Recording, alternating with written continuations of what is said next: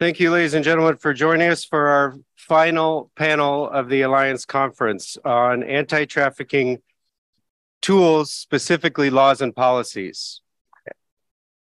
This conference, as you know, is around showcasing examples of leading efforts to combat human trafficking. And this panel is specifically on such examples in the areas of laws and policies.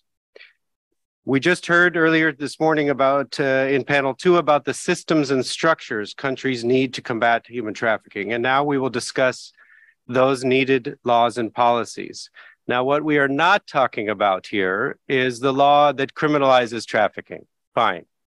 Most countries in this room, in fact, every country in this room, more or less, has a law, such a law. But what we're talking about are the laws that extend beyond just the criminalization, to setting up the structures of identification or the multi-agency commissions that we heard about earlier, or expanding the notion of policy responses beyond this to the whole of society. Laws that address supply chains, or laws that address sexual violence, or laws that address the financial investigations and the financial sector. These are just a few examples that we will be talking about today. The goal here is to foster a sense of an expansive response to human trafficking. And what we've done is gather together a few examples from across the OSCE region that show this, that show how countries have, for example, adopted policies in the form of national action plans, or in terms of laws that meet the growing scale and evolving nature of the crime. We have a wonderful panel for you this afternoon, and that's why I'm going to keep these remarks extremely short, because I want to hear from these great speakers. And we're going to begin with María Pilar Llop Cuenca, Minister of Justice for Spain, who I had the pleasure to hear speak recently in Sweden, who gave a fantastic speech about what Spain is doing on these issues. And I'm delighted to have her join us today. Minister, the floor is yours. So, well, dear Valiant, Richey, thank you very much for the invitation. Thank you to the OSCE. Thank you to everybody in this panel for your commitment with this very important issue we are dealing with these 2 days. First of all, I have to say that this is really an honor for the Ministry of Justice of Spain, for the government of Spain being invited to this very important meeting. I want to greet also the ambassador of the OSCE, the Spanish one, who's joining me in this very important meeting. And also to be in Vienna, because Austria is my second country. I can say I was an Erasmus student, one of the first Erasmus students, and I had the opportunity to study here 1 year. I finished my studies in law here, so this is really, for me, something very special to be here, so thank you very much. And of course, at the OSCE, which is a referent in international cooperation, multilateralism. I continue in Spanish. So, muchísimas gracias, querido Valiant Richey.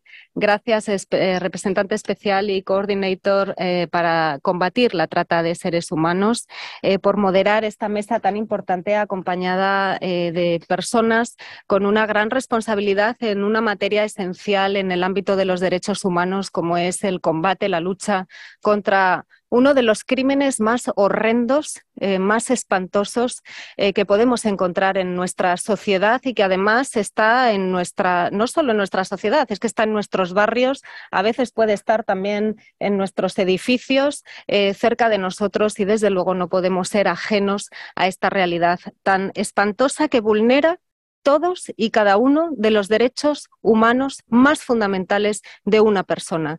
Vulnera el derecho a su vida, a su integridad física, a su integridad psíquica, a su salud, a sus derechos sexuales y reproductivos, a su libertad sexual, a su honor, a todos y cada uno de los derechos humanos, y que afecta también de manera muy especial y muy grave a las personas que son más vulnerables, mujeres, niños, niñas y también personas con discapacidad.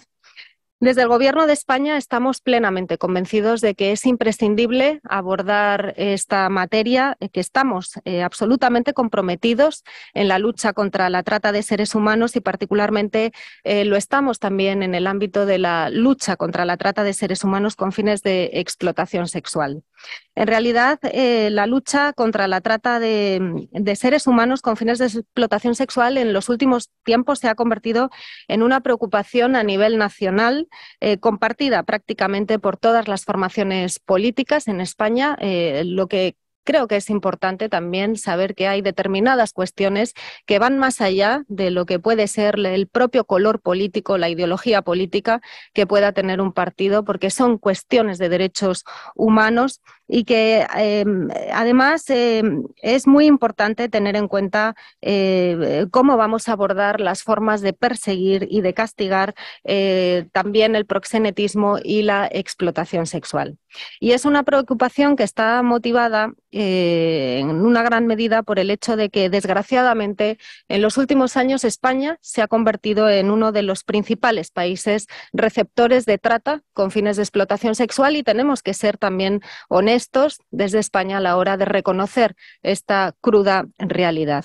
Según los cálculos del Ministerio del Interior español, entre el año 2017 y 2021 se identificaron 873 víctimas de trata con fines de explotación sexual y 2.227 víctimas de explotación sexual. Por sí mismos estos datos ya son muy preocupantes, pero siempre tenemos que recordar que hay un gran número oculto de víctimas de estos graves delitos y que desde luego necesitamos herramientas que hagan aflorar la realidad, esa realidad de los números, esa realidad de las personas que están sufriendo estos delitos para combatir eficazmente y que las políticas públicas vayan orientadas también a través de la recogida de datos, a través de los datos exactos hacia el combate contra esta violación de los derechos humanos. En los estudios de hace algunos años, el porcentaje de hombres, por ejemplo, en España, y yo creo que esto es muy preocupante, que reconocía haber consumido prostitución, en los últimos 12 meses estaba en torno a un 6 o a un 7%, y en una encuesta más reciente que se hizo en el año 2020 por el Instituto de la Juventud, 1 de cada 10 jóvenes de entre 15 y 29 años, es decir, un 10% de los jóvenes, reconocía haber consumido prostitución alguna vez en su vida. Es cierto que los datos tienen que ser manejados con cautela, pero es evidente que la trata con fines de explotación sexual y la propia explotación sexual son un problema en mi país, son un problema en España, al igual que lo es en la mayoría de los países europeos. Y cifras menores que las españolas, pero también muy preocupantes, sobre todo teniendo en cuenta que, como se explica en los informes de otros países oficiales, es difícil, por lo general, detectar e identificar las víctimas de trata, detectar e identificar el número concreto, porque suelen ser personas extranjeras, personas en situación de gran vulnerabilidad, personas que se encuentran desconcertadas, que se encuentran asustadas, que no tienen redes de apoyo en nuestros países y por tanto que no se atreven a presentar denuncia, ni ellas ni sus entornos, pues por miedo, por su propia vida o el miedo también de que le pueda suceder algo a sus familiares, incluso en sus propios países de origen. Existen, desde luego, otras formas de trata, aparte de y además de la trata con fines de explotación sexual, que también tenemos que combatir de manera muy eficaz y que están experimentando incrementos importantes en el último año y que son también muy preocupantes, como la trata con fines de explotación laboral, que también es una trata con un importante impacto de género, es una trata muy feminizada, sobre todo en el ámbito de empleadas del hogar, pero la trata, y también en lugares más rurales para recogida temporeros, se llama en España, para recogida de, pues de productos de temporada pero no obstante, la trata con fines de explotación sexual en España sigue siendo la principal modalidad, yo creo que también no solo en España sino en el resto del mundo, y así lo confirma cada año la Oficina de Naciones Unidas contra la Droga y el Delito. En España, según datos también del Ministerio del Interior, del total de víctimas de trata, un 61% lo son con fines de explotación sexual, lo que nos da una idea de la magnitud de esta cuestión. De estas víctimas, además, un 93% son mujeres y además mujeres cada vez más jóvenes. Un 70% son mujeres de menos de 33 años. Y por no quedarme solo en las estadísticas, también quiero recordar que hace apenas 2 semanas la policía española liberaba a 20 mujeres que habían sido explotadas sexualmente en la Costa del Sol. Hay aquí también presente una persona, miembro de la Policía Nacional Española, un inspector de policía que conoce muy bien esta realidad y las operaciones que se realizan por parte de la policía en nuestro país. En esta operación en concreto en la Costa del Sol, que fue en Málaga, en su mayoría eran mujeres que habían sido captadas en Colombia y que eran obligadas a prostituirse, a vender droga y eran videovigiladas las 24 horas del día, durante todo el día, incluso en los pocos minutos de descanso que tenían también estaban siendo vigiladas y controladas. En esa misma operación policial se detuvieron a 34 personas que pertenecían a una red internacional de trata de seres humanos. Es evidente que hablamos de un delito absolutamente execrable que afecta de modo principal a las mujeres y que es una de las formas más graves de violencia de género. Es un crimen, es un fenómeno poliédrico, además, como es sabido, porque son muchos los factores que contribuyen al incremento de la trata con fines de explotación sexual, tanto desde la perspectiva de la demanda como también desde la propia perspectiva de la oferta. A mí me gustaría resaltar que desde la perspectiva de la demanda, la perspectiva de los traficantes, que es donde tenemos que trabajar principalmente en los países que somos destinatarios o receptores de trata, uno de los factores que más contribuye al incremento de este delito es su vinculación al crimen organizado y con la industria proxeneta. Calculamos que en España la trata con fines de explotación sexual es el tercer negocio más lucrativo después del tráfico de armas y del tráfico de drogas y del tráfico de armas. Y en los últimos tiempos la trata y la explotación sexual se han convertido, por tanto, en uno de los elementos que más crimen organizado genera y que por tanto, donde tenemos que poner también mucho más incidir en los esfuerzos, como también en otros países europeos, con un punto de vista, lógicamente, una perspectiva victimocéntrica, siempre intentando, lógicamente, con las herramientas que tengamos, herramientas legales, herramientas institucionales, atender, ayudar, apoyar a las víctimas para que salgan de esos círculos de violencia, de esos círculos de trata, pero también tenemos que combatir el crimen organizado y esto es una evidente realidad. Desde el punto de vista de la oferta, el punto de vista de las víctimas, los factores que contribuyen también son de sobra conocidos. Yo me atrevería a resumirlos en 3. Son la desigualdad que existe a nivel global y que es entre hombres y mujeres y que existe en todos nuestros países. Todavía existe mucha desigualdad entre hombres y mujeres. Por más esfuerzos que hagamos, tenemos que seguir combatiendo la desigualdad desde las estructuras más básicas. También las crecientes diferencias económicas que hay todavía entre ricos y pobres y también las situaciones de especial vulnerabilidad que se derivan de los conflictos bélicos. Ahora lo tenemos muy reciente con lo que está pasando en Ucrania, la guerra en Ucrania, los regímenes totalitarios o también las catástrofes naturales.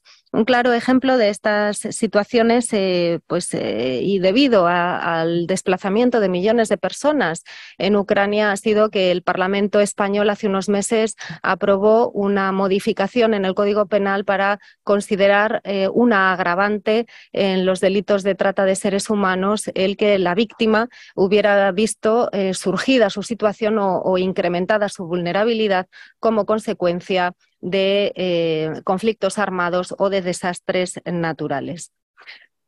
Para hacer frente a estos factores que he mencionado y pensando sobre todo en la necesidad de reducir la demanda En España existen 2 iniciativas legislativas que yo considero que son muy ambiciosas, no esta que acabo de mencionar de incluir una agravante específica en el Código Penal para estos casos, sino otras distintas. La primera fue presentada por el Grupo Parlamentario Socialista hace unos meses en el Congreso de los Diputados, que es una iniciativa legislativa abolicionista. Y en la línea en que han seguido otros países en Europa que nos han servido de referente para ello, como ha sido Francia y como ha sido Suecia, con la finalidad de castigar todo tipo de proxenetismo, incluso cuando no existe explotación sexual. Cualquier favorecimiento, facilitación, cuando se procura la prostitución o aprovechamiento de la prostitución de otra persona, incluso si no hay explotación sexual, es considerado proxenetismo y, por lo tanto, entendemos que debería ser castigado, además también de la compra de servicios sexuales. Esta ley está pendiente todavía de debate parlamentario, no se ha aprobado, pero sí confiamos que pueda contar con el respaldo de la mayoría y sobre todo lo que ha permitido ha sido abrir un debate en el Parlamento y un debate en la sociedad, también en la sociedad civil, sobre la prostitución en nuestro país. ¿Cómo entendemos que debemos combatir la prostitución entendiendo que la prostitución perpetúa la desigualdad entre las mujeres y hombres, que en una sociedad libre de mercado los cuerpos de las personas no pueden ser entendidos como un objeto más de consumo, y ese es el compromiso que también tenemos desde el Gobierno de España y desde el grupo parlamentario que presenta esta iniciativa. Yo creo que abrir ese debate con honestidad, un debate en el seno de la democracia, con los representantes allí de la ciudadanía, donde también puedan participar expertos de la sociedad civil, es un ejercicio de madurez democrática y es necesario abrir los ojos ante esta realidad y saber qué modelo de sociedad queremos. Si queremos un modelo de sociedad en el que se puedan comprar los cuerpos de las personas o si queremos un modelo de sociedad más democrático donde propugnemos que la libertad también es la emancipación de las mujeres. Es un paso, desde luego, muy importante y tenemos que ser sinceros a la hora de afrontar esta situación. La segunda iniciativa legislativa que estamos trabajando también para abordar la cuestión de la explotación, de la trata de seres humanos, es la Ley Integral contra la Trata y la Explotación, que yo quiero creer que cuenta de entrada con un amplio consenso político. Como he dicho en un principio, es evidente que es una ley que toca muchos aspectos, porque es una ley integral que aborda de una manera holística, de una manera comprensiva, todos los aspectos que afectan al tratamiento que se tiene que dar a este fenómeno criminal, pero haciéndolo además con una perspectiva, un punto de vista victimocéntrico, centrándonos en las víctimas, medidas de apoyo, medidas de ayuda, de atención a las víctimas, con establecimiento de instrumentos institucionales, una fiscalía especializada, también desde los juzgados, formación especializada para los operadores jurídicos, para que se pueda abordar correctamente estos asuntos. Yo he sido jueza en mi anterior vida y tengo que reconocer que en aquel momento pues yo no tenía perspectiva de género. Ahora es verdad que desde las instituciones españolas, desde que aprobamos una ley integral contra la violencia de género ya en el año 2004 y se empezó a dar formación especializada a los miembros de la carrera judicial y de la fiscalía, a funcionarios y funcionarias, a miembros de la abogacía, otros miembros que colaboran en el ámbito de la administración de justicia, forenses, expertos, etcétera. Aprendí cómo abordar, cómo tratar correctamente a las víctimas, cómo tratar este tipo de delitos y en una ocasión tuve un asunto de trata de seres humanos con fines de explotación sexual que llegó a mi juzgado. La víctima se retractó, ella relató ante la policía pues unos hechos de una gravedad enorme, pero cuando llegó al juzgado la víctima ya se retractaba, ya no quiso declarar. Yo estoy segura que si en ese momento hubiera tenido perspectiva de género, si yo hubiera tenido formación especializada, esto fue hace muchos años, formación especializada en violencia de género, aquella víctima no se me hubiera ido. No, seguramente esa víctima, si hubiéramos tenido también un sistema institucional que hubiera dado ese apoyo que necesitaba esa víctima desde el punto de vista psicológico, de ayudas, de ofrecerle un itinerario para que pudiera salir de ese círculo de violencia en el que estaba inmersa, esa víctima no se hubiera retractado y seguramente pues ahora hubiera habido una condena, ¿no? de los perpetradores, de los delincuentes. Aquello realmente a mí es casi como una declaración que estoy haciendo aquí, pero quiero contar mi experiencia porque aquello a mí... con el tiempo, cuando lo he ido analizando ya con más perspectiva de género, habiendo estudiado mucho más este tipo de fenómenos, la violencia contra las mujeres, pues me di cuenta de que no lo hice bien, que técnicamente mi resolución o mi actuación procesal, mi actuación como jueza fue muy buena, pero que me faltó esa perspectiva de derechos humanos en aquel momento para haber podido abordar correctamente un delito de una complejidad tan enorme y con unas víctimas también tan complejas como es el delito de trata de seres humanos. En esta ley se abordan también, anteproyecto de ley, medidas muy importantes en materia de sensibilización, de prevención de toda la sociedad, medidas educativas, la educación en valores de igualdad, que es tan importante para una sociedad democrática, para construir Estado de Derecho desde abajo a arriba, desde lo pequeño a lo grande, para que todos sepamos que nadie es más que nadie, que todos y todas somos iguales. Pues en esa línea va también este anteproyecto de ley y también procura reforzar la cooperación internacional y la cooperación con organizaciones de la sociedad civil y también del mundo privado, del sector privado, con ayuda de un mecanismo también nacional de derivación que garantiza especialización y coordinación entre todos los agentes implicados, involucrados en el combate contra la trata. Yo creo que quienes están trabajando día a día en el ámbito de la trata de seres humanos, quienes están ahí a pie de calle, hablando, trabajando con las víctimas, poniéndose en su propia perspectiva, alejándose de estereotipos que rodean, muchos prejuicios y estereotipos que todavía en la sociedad nos rodean cuando tratamos estos delitos, pues también a través de leyes como esta que establecen este tipo de instrumentos nos ayudan a ser mucho más eficientes y ser mucho más eficaces. Yo ya concluyo diciendo que creo que es una medida, una ley, un anteproyecto de ley que va orientado específicamente a reducir la demanda, que entre estas medidas, pues las campañas de concienciación, de sensibilización, programas de diligencia debida y medidas penales también, la tipificación, por ejemplo, de nuevas figuras que no están en nuestro sistema penal, como puede ser la esclavitud, modernizar también el delito de blanqueo de capitales a la hora también de abordar este tipo de delitos relacionados con el crimen organizado. Pues es algo muy importante y muy oportuno. El embargo, el decomiso, castigar también a quienes contraten los servicios de personas con conciencia, con conocimiento de que son víctimas de trata, pues es un compromiso importante que yo creo que además nos hace cumplir de una manera mucho más eficaz los convenios internacionales, el convenio de Varsovia, también la directiva de 2011, que como saben ahora está también abierta en su tramitación una nueva directiva, una reforma de la directiva que permitirá también con los nuevos instrumentos jurídicos e institucionales y lo que ya llevamos aprendido durante todos estos años, pues ser mucho más eficientes a la hora de combatir el delito de trata. España tendrá la presidencia de la Unión Europea a partir de julio de este año y esa será también la directiva de trata, una de nuestras prioridades de expedientes legislativos.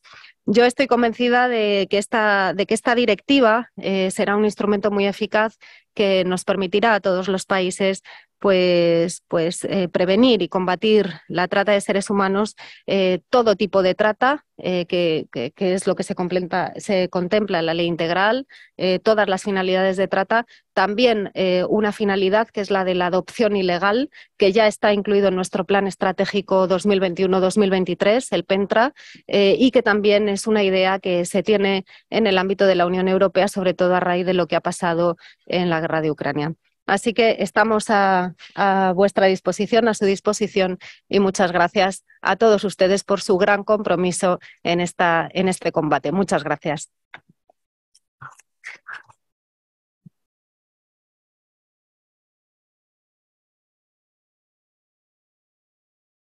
Thank you very much, Minister.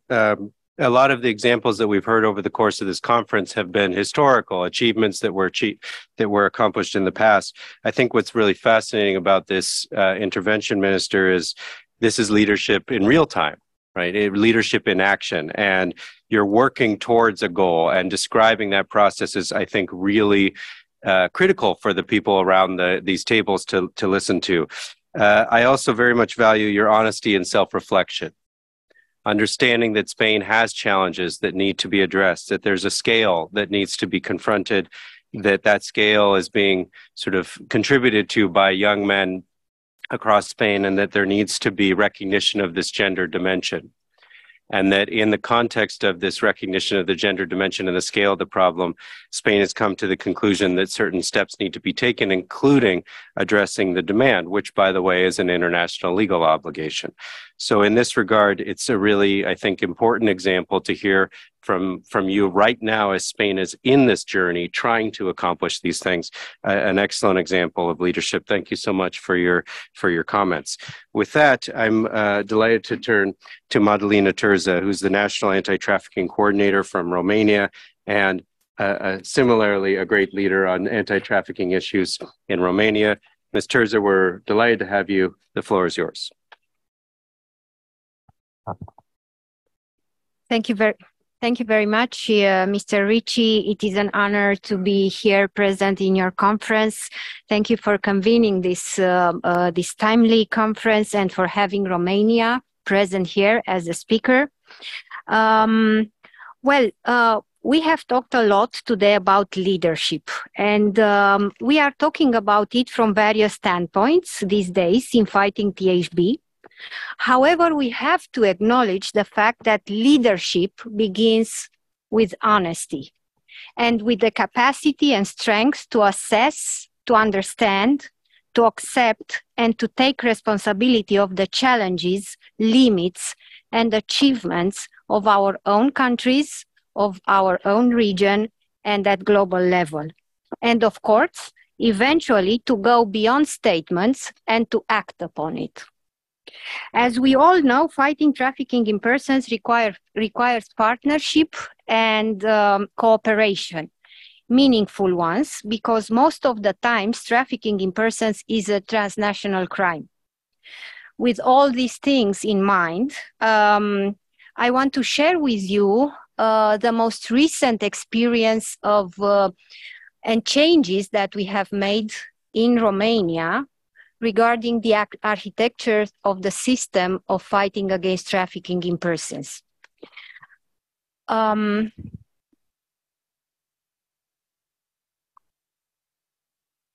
Okay.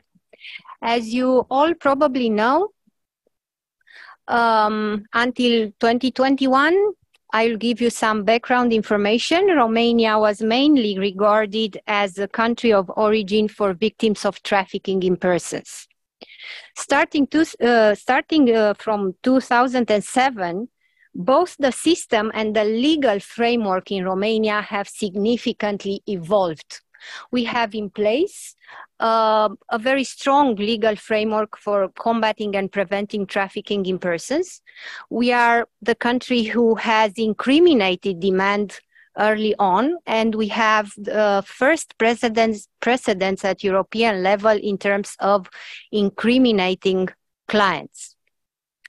The average annual number of identified victims of trafficking in persons are around 500 annually, and our system was and still was based, is and was and still was based on the 4 Ps: prevention, prosecution, protection, and partnership, which I have to confess was mostly at operational level. I'm referring to partnership.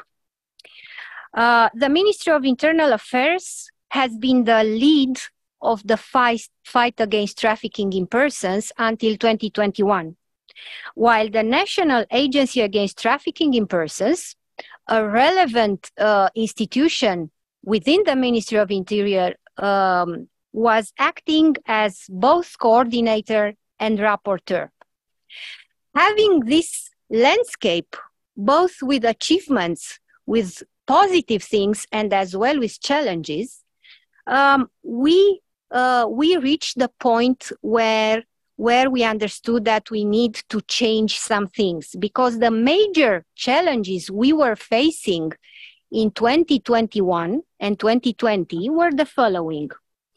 First of all, it was this challenge of the entire spectrum of institutions and government agencies and ministries that are in a way or another related to the fight against trafficking in persons or to the victim protection were working in silos. So everybody was doing their job on their own plate. Secondly, there were a lot of challenges in terms of data collection, in terms of having a unitary perspective on victim services, on prosecution, on many other aspects that we need to collect.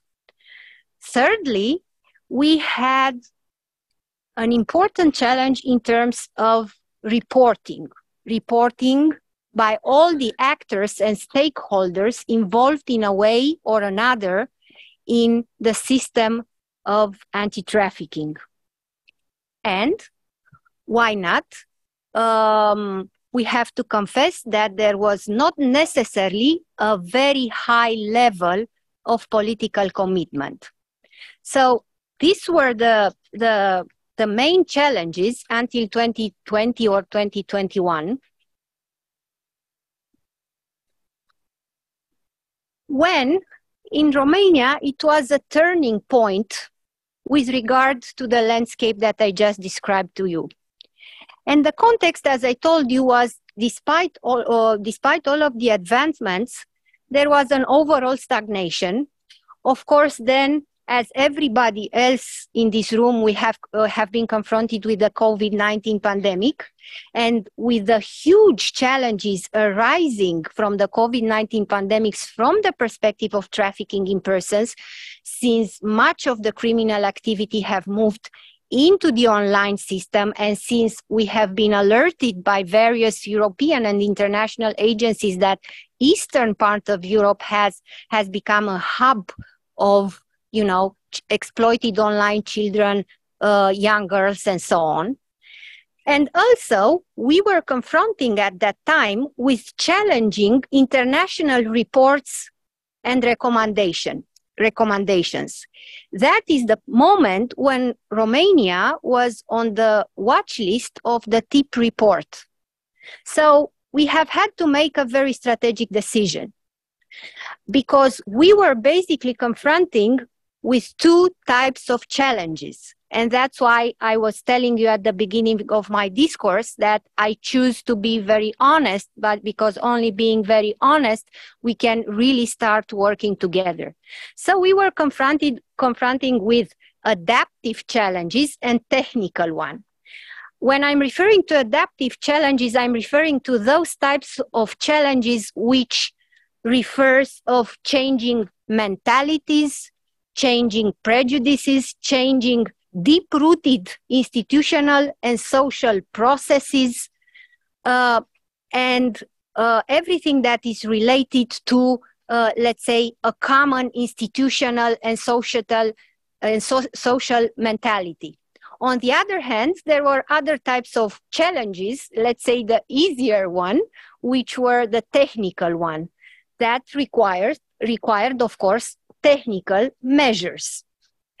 Now, in this context, my role as a counselor of state at the Chancellery of the Prime Minister was to oversee the human rights and vulnerable groups inclusion and integration area. And in this capacity, at that point, I briefed the Prime Minister on the current situation on trafficking in persons. And I presented him with a project theory of change in fighting trafficking in persons at national level. And in that moment, of course, as you can imagine, I was designated coordinator of the development and implementation of the new vision. And later on, after we have developed and starting implementing the new vision, I was appointed National Anti-Trafficking Coordinator. So what were the key elements of the new vision that we have started working in the very, very early 2021? So basically, we deeply understood the need of leadership and coordination. The problem was not that our system in Romania, my colleagues in the Ministry of Internal Affairs, in the Ministry of Justice, at the Prosecutor Office, in the Ministry of Social Services, and everybody else was not working, was not doing their job. The problem is that we really needed leadership and we really needed integrated coordination. But with what scope? Because we also needed to define for ourselves what is the end game of this effort. And this is how we decided together that the two major outcomes that we are looking for are that Romania to become a THB hostile country on the one hand, and on the other hand, Romania to become a safe and friendly country for victims of trafficking in persons. And for this particular purpose, we also understood that we need to close the gap between the origin and destination country. This is something that we need to look very closely and to work very meaningfully on it, because the solution is not only in the destination country or only in the origin country.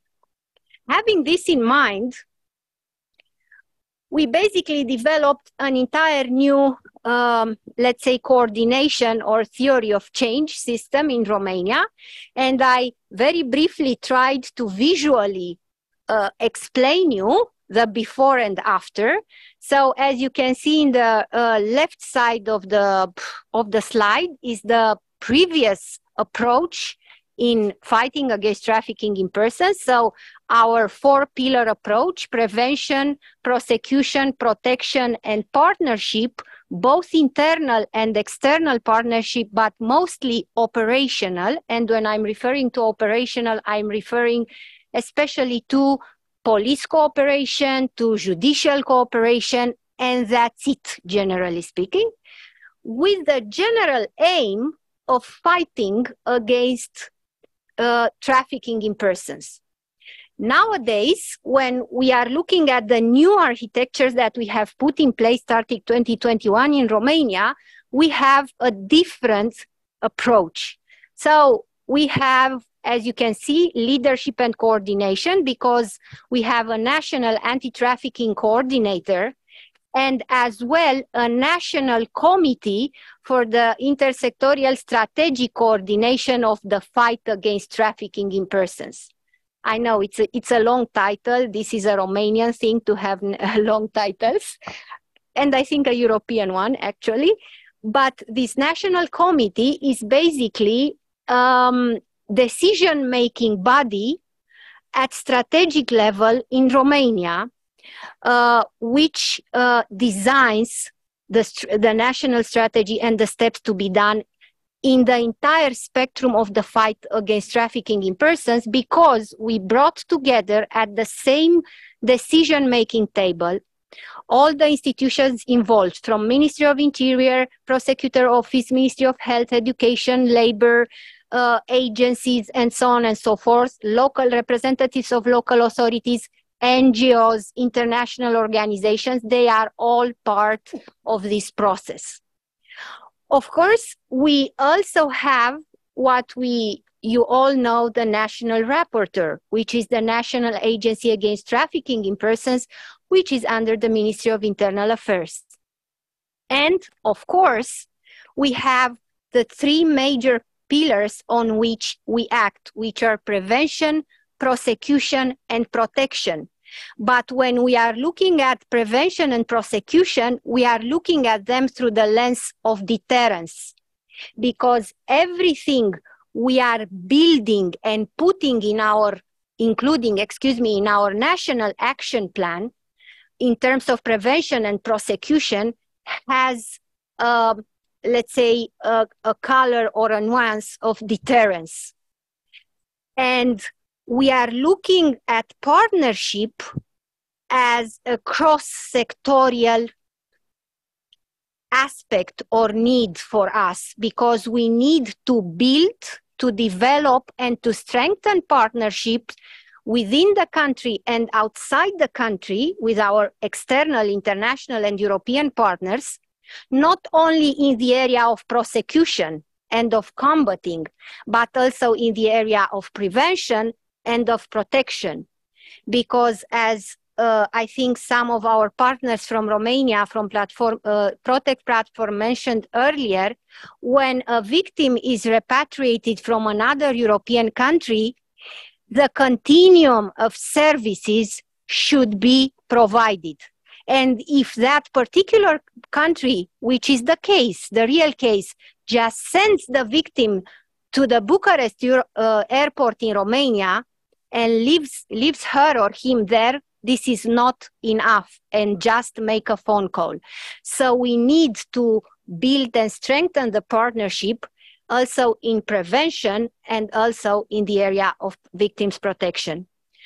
Of course, when we are looking at our end game or end goals, let's say, in the two areas I mentioned earlier, that is, Romania as a THB hostile country, I'm referring to strengthening our judicial system, and we have to work there. I'm referring to building our financial investigation capacity. This is one of our most major priorities in discouraging the demand in a robust prevention system, and also incorporate responsibility, because I strongly believe that also private companies and private partners have a shared responsibility in prevention and in deterrence as well. And also strategic communication, because it's very important to address those adaptive challenges I mentioned in the first slides, because we need to have our society aware of this incredible danger, which is trafficking in persons.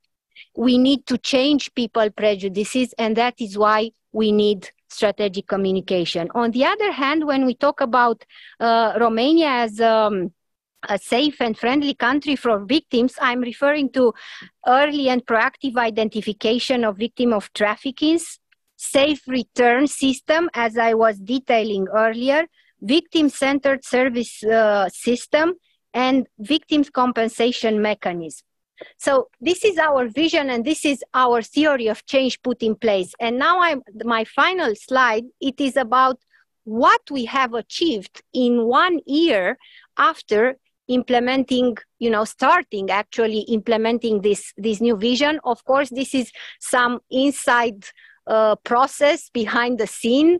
In order to reach this new architecture of the system, we had to create and to pass 7 pieces of legislation.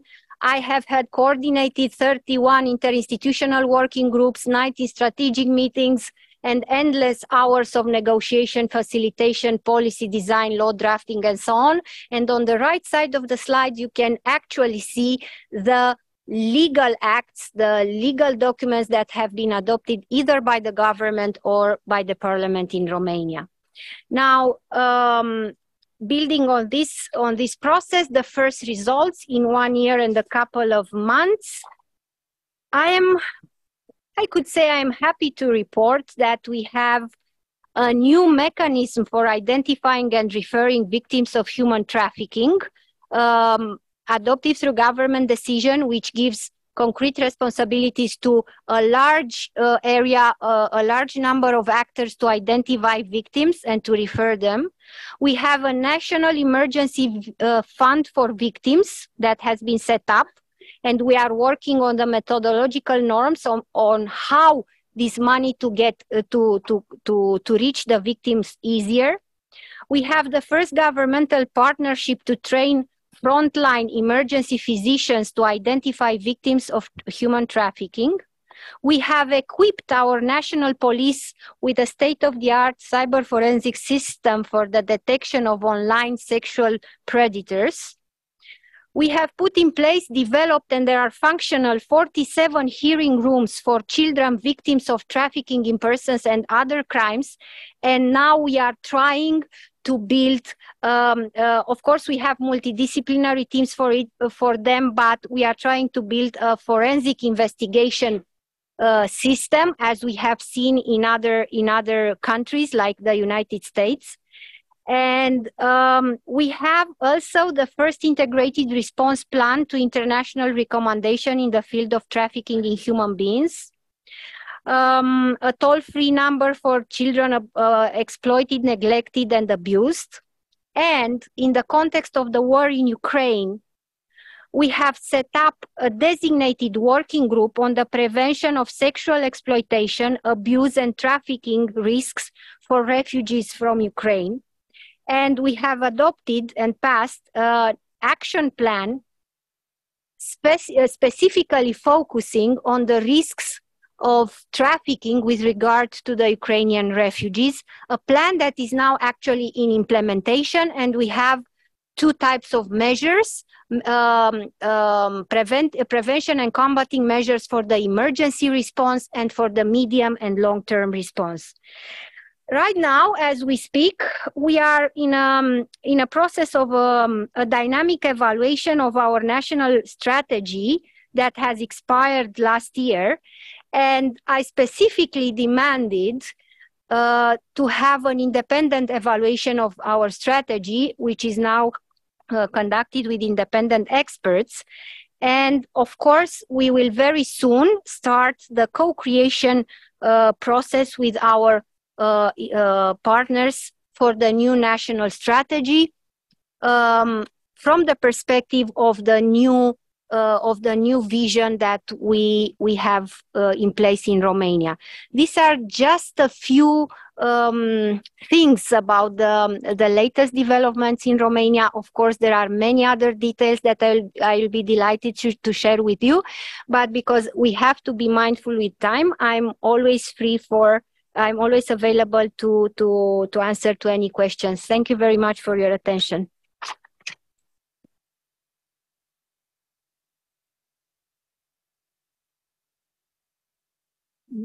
Thank you very much, Ms. Turza. And it was interesting that you started where Minister of Justice from Spain started, which is around honesty and leadership. And I think this is such an important principle that if we are going to lead, we have to self-reflect in an honest way. And it's really fascinating to hear that. What a great case study of developing the coordination, setting a new vision for the country's response, setting the coordination mechanism to accomplish that, and then seeing that it's actually turning into outcomes. This is really quite fascinating.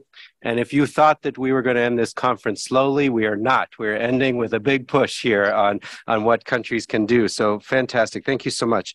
I'm delighted to have Ivan Demerdzhiev, Deputy Prime Minister of Bulgaria, with us today. I had the pleasure of meeting him in Sofia recently, and I know he is very engaged on this topic. Thank you so much for joining us. The floor is yours.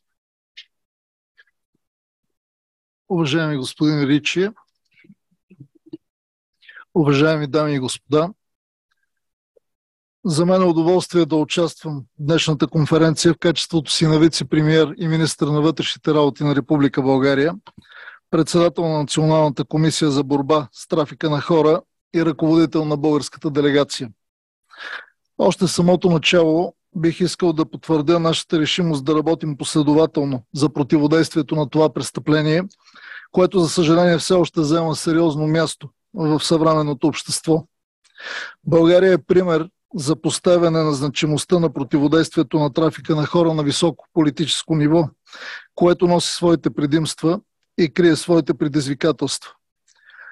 Всички компетентни национални органи са постоянно ангажирани както с ефективната борба с трафика на хора, така и с адекватната защита на жертвите. Позволете ми накратко да представя изградената стабилна правна рамка за борба с трафика на хора, основаваща се на всички основни международно-правни актове в областта. Страната ни е една от първите държави, ратифицирали протокола на Организацията на Обединените нации за предотвратяване, противодействие и наказване на трафика на хора, особено жени и деца, протокола от Палермо и Конвенцията на Съвета на Европа за борба с трафика на хора. Редовно актуализираме законодателството в съответствие с международните стандарти и ангажиментите по линия на Организацията за сигурност и сътрудничество в Европа. И за да отговорим на критериите на Европейския съюз в борбата с трафика на хора и да адресираме новите форми на трафик. Изцяло сме транспонирали директива 2011-36 ЕС, особено относно борбата с трафика на хора и защитата на жертвите от него. Трафикът на хора е регламентиран като престъпление срещу личността в Наказателния кодекс на Република България. Законодателят е избрал подход, който включва в основния състав на престъплението самото деяние и неговата цел, а средствата на въвличане са част от квалифицирания състав. Практиката показва, че при половината от случаите досъдебните производства се образуват във връзка с разпоредбите на по-тежко наказуемия квалифициран състав, което води от своя страна до по-голям брой ефективни наказания. С приемането на специализирания закон за борба с трафика на хора през 2003 година бе поставено началото на стратегическото планиране на националните политики. Изградена бе и Националната комисия. Тя е председателствана от заместник министър-председател и включва в състава си заместник-министри и заместник-председатели на съответните държавни структури. По отношение на практическата дейност, Националната комисия разчита на изградения капацитет на служителите от администрацията и на експертите в постоянната работна група от представители на различни ведомства, международни и неправителствени организации. Съгласно Закона за борба с трафика на хора, Националната комисия чрез своята администрация е координатор на националния механизъм за насочване и подпомагане на жертви на трафик на хора, създаден в ключово партньорство с представители на гражданския сектор. Под ръководството на Националната комисия и финансирани от държавния бюджет съществуват 7 услуги, специализирани в подкрепа на пълнолетните жертви на трафик на хора, предоставени в партньорство с представители на неправителствения сектор. За да отчетем спецификите в различните региони на страната, сме изградили 10 местни комисии за борба с трафика на хора, които изпълняват функциите на местния антитрафик координатори. В продължение на 20 години държавата ни полага усилия да запази добро ниво прилагането на международните стандарти, свързани с противодействието на трафика на хора и закрилата на жертвите. Независимо от това колко стабилно е изградена една законодателна институционална рамка, във всеки един аспект тя има нужда от развитие, за да отговори на актуалните тенденции и необходимостта от по-ефективно прилагане на съответните политики. В този смисъл оценяваме високо обратната връзка от международните организации и наблюдаващите органи, в това число препоръките в доклада от визитата на специалния представител и координатор за борба с трафика на хора на ОССЕ от 2022 година, третия кръг на оценка за напредъка в прилагането на Конвенцията за борба с трафика на хора на Съвета на Европа през 2021 година, както и становището относно националната законодателна рамка от Службата за демократични институции и човешки права на ОССЕ и други. Очакваме подобен анализ от Службата за демократични институции и човешки права на ОССЕ на предходната национална стратегия за борба с трафика на хора и националния механизъм за насочване и подпомагане на жертви на трафик на хора. Този анализ ще ни бъде полезен при изготвянето на нов стратегически документ и актуализация на механизъм. Какво постигнахме с оглед на специфичните краткосрочни цели за повишаване на усилията на правителството? На първо място, като основен източник на официални данни, Прокуратурата на Република България предприе стъпки за изменение на организацията за информационната си дейност. От тази година се отчитат данни за формално идентифицираните жертви на трафик на хора единствено на базата на новообразуваните досъдебни производства. Общо 153 души са идентифицирани през 2022 година само по новообразуваните досъдебни производства. Данните за предходната година на кумулативен принцип сочат 468 души. През месец септември 2022 година с решение на Конституционния съд на Република България беше премахната разпоредбата във връзка с член 329 от Наказателния кодекс, който криминализираше получаването на доходи по неморален начин, проституция и просия. Тази разпоредба поставяше жертвите на трафик на хора с цел сексуална експлоатация и с цел просия в изключително уязвима позиция и създаваше възможностите да бъдат наказвани, въпреки че са се намирали в ситуация на експлоатация и са били принудени да извършват определени действия. Продължава активното участие на страната ни в международното полицейско сътрудничество чрез съвместни операции, съвместни екипи за разследване, редовен обмен на информация. Българските правоприлагащи органи са ключова част от усилията на европейско ниво за противодействие на трафика на хора, като си взаимодействат ефективно с други органи на държави членки и европейските агенции, най-вече с Европол. Редовно се провеждат обучения за повишаване на професионалната квалификация и капацитета на специалистите, това число и във връзка с уязвимостта на гражданите на трети страни и конкретно хора, бягащи от войната в Украйна. Работим за повишаване на информираността и обществената чувствителност, за укрепване на административния капацитет на Националната комисия и за предоставяне на качествена грижа и подкрепа на настанените специализираните услуги жертви на трафик на хора. Развиваме активно и международното сътрудничество, като тук бих искал да посоча съвместната ни работа с Германия относно идентификацията и насочването сред трудовите мигранти. Какво предстои като план за непосредствено изпълнение?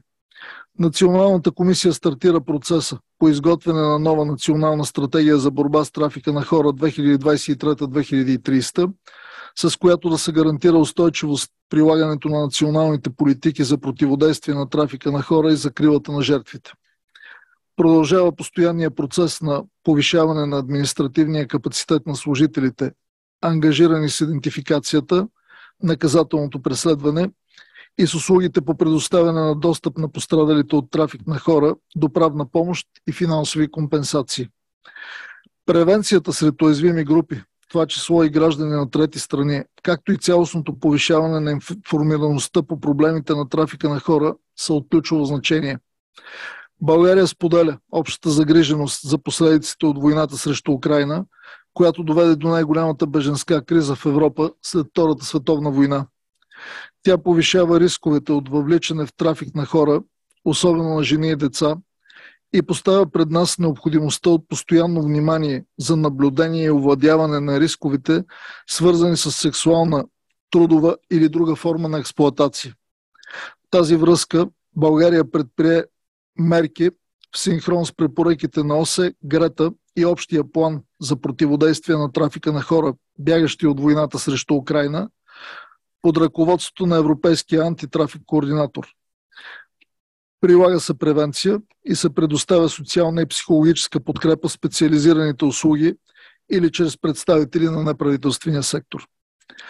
В заключение и в синхрон с темата на днешното събитие, всички ние, които носим отговорност за създаването и прилагането на политиките за противодействие на трафика на хора на национално и международно ниво, следва да се водим не само от желанието да превърнем тези политики в действие, но непременно да полагаме усилия да осигурим подходяща среда за групите в риск и жертвите на подобни престъпления.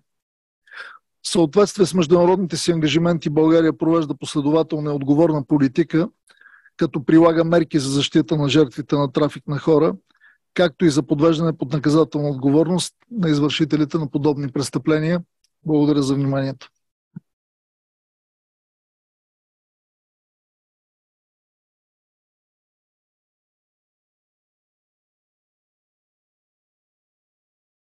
Thank you very much, Deputy Prime Minister. And I think, like we heard a few moments ago, Bulgaria is putting human trafficking on the agenda at the political level. And like Romania, this coordination function, this leadership function is placed really at the center of government at a high level.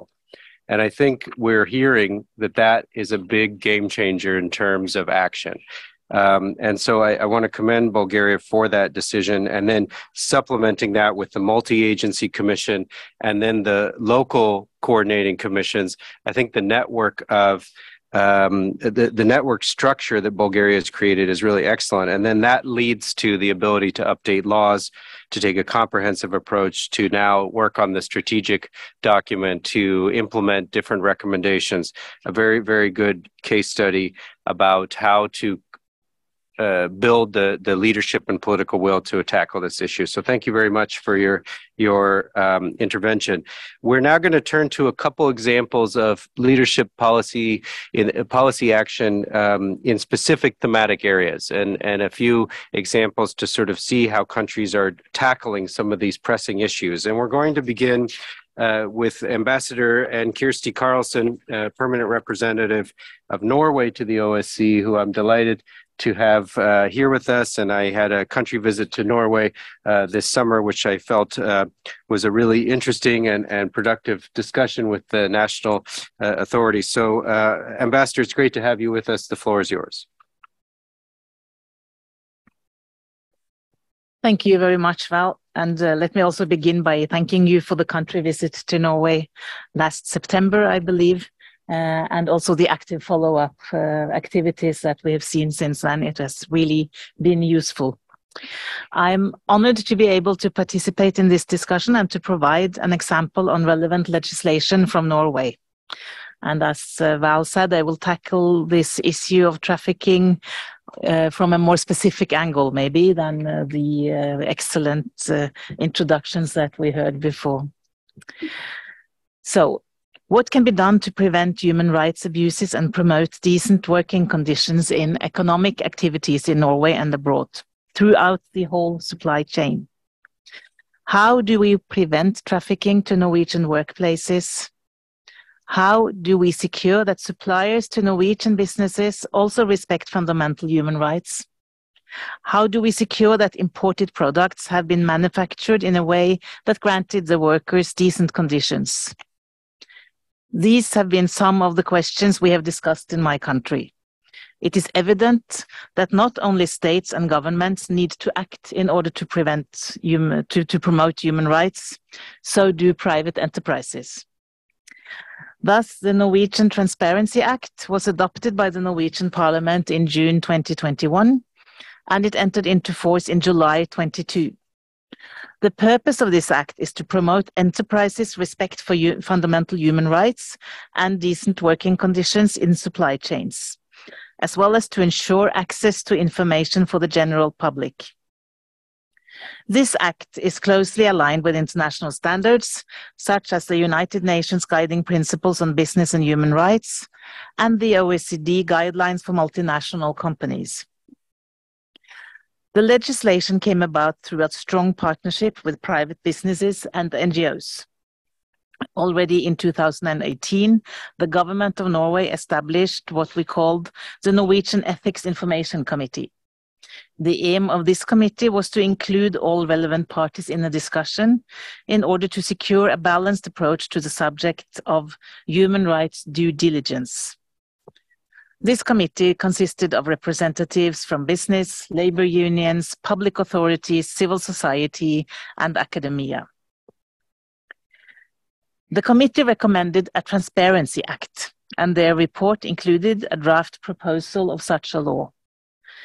The government made sure to send the draft to a wide variety of stakeholders for public consultations, and it was positively received. Some concerns were raised from some of the stakeholders about how much of a burden one could expect enterprises to carry related to human rights due diligence.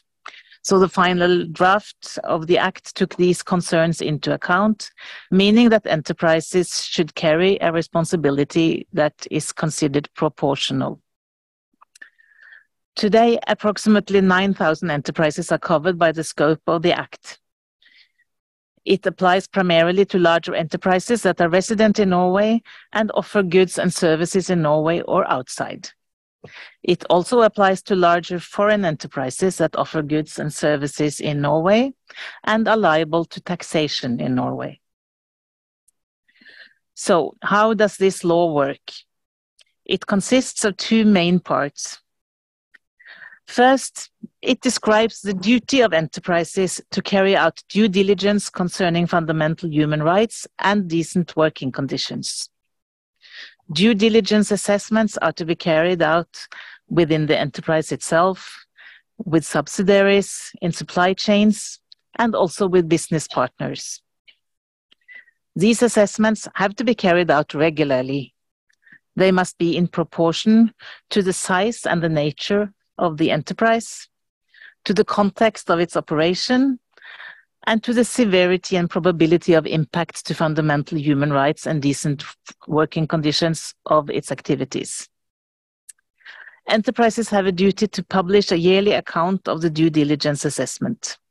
Since the law is quite new, this will happen for the first time by the 30th of June this year. Secondly, the Act also concerns the duty of enterprises to reply to information requests from the public. Any person, a consumer, journalist, investor, civil society, or labor union representative can request information about how an enterprise addresses actual or potential impacts on fundamental human rights and decent working conditions. One can ask for both general information and information linked to a specific product. The purpose of this duty is twofold. It gives the public access to information related to purchases and investment decisions. It also prompts enterprises to promote respect for human rights when obtaining this information throughout their supply chains. We have seen a number of media reports or NGO reports in Norway on poor working conditions for foreign employees, for instance in the building industry or in the agricultural sector. Clearly, such negative attention prompts enterprises to respect their obligations. The Act makes it much easier to obtain and reveal such information. On the governmental level, the Norwegian Consumer Authority has been given the duty and competence to provide enterprises guidance and to supervise that enterprises comply with the obligations in the Act. The law has a rather soft approach, so focus is on guidance and dialogue with enterprises. This could mean online guidance or one-on-one meetings. The Consumer Authority may also impose penalties, even though such sanctions are considered to be a last resort. This law has been in force for less than a year, and we aim to evaluate its effect after some time. The experience so far is that the Act is positively received by both businesses and civil society. We hope that time will show that it also prevents human rights abuses and promotes decent working conditions. So, colleagues and participants, the world is more and more interconnected. Most supply chains are global. Therefore, we think and hope that the Norwegian Transparency Act will have an impact not only nationally in Norway, but also abroad. For instance, it could be an active contribution to the international efforts to combat trafficking in human beings. Thank you.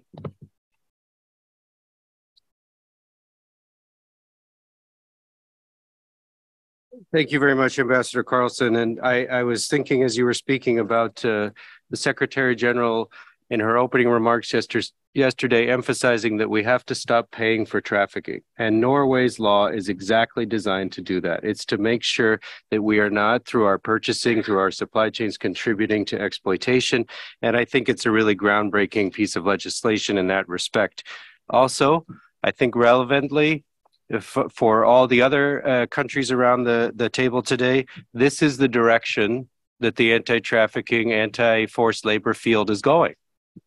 Pretty soon the EU, which accounts for nearly half of the OSCE states, will have a comprehensive directive in line with this type of legislation, and more countries are adopting it. So I think hearing this example is a really timely and hopefully inspirational moment to listen to Norway's experience and to carry that forward with you as you start to reflect on how to respond to this issue. Next, we're going to turn to María Kyrmizi, Antoniou, head of the, I'm very sorry if that was incorrect, but thank you, you're too kind. Head of the Cyprus Financial Intelligence Unit, who's going to share some experience from Cyprus. Thank you so much for joining us. The floor is yours. Thank you very much. Good afternoon, everybody. It is with great satisfaction that I have the opportunity to address today this conference on behalf of the Cyprus Financial Intelligence Unit on the occasion of the conclusion by the Cyprus FIU with the valuable cooperation of OSCE of a strategic analysis report, an operational alert in an area of extreme importance, in an area of a highly profitable crime, trafficking in human beings. And for those of you who are not really aware of what the Financial Intelligence Unit is, just allow me in a nutshell to mention and describe it as a central authority responsible for receiving, analyzing, and disseminating suspicious transaction reports filed by the obliged entities, filed by the regulated sector in the AML area for suspicions of money laundering and associated predicate offenses, one of which, of course, is trafficking, being a highly profitable offense. Thus, as an FIU, we have approached the issue from a different angle and from a different perspective, that of financial information and financial analysis, the use of financial information to identify instances of possible trafficking. The need to engage on this project emanated basically from the low number of suspicious activity reports that were submitted to our FIU by the regulated sector in relation to this area of a highly profitable crime. As it is widely recognized, one of the most effective ways to disrupt illicit flows and reveal criminal activities is by following the financial trail.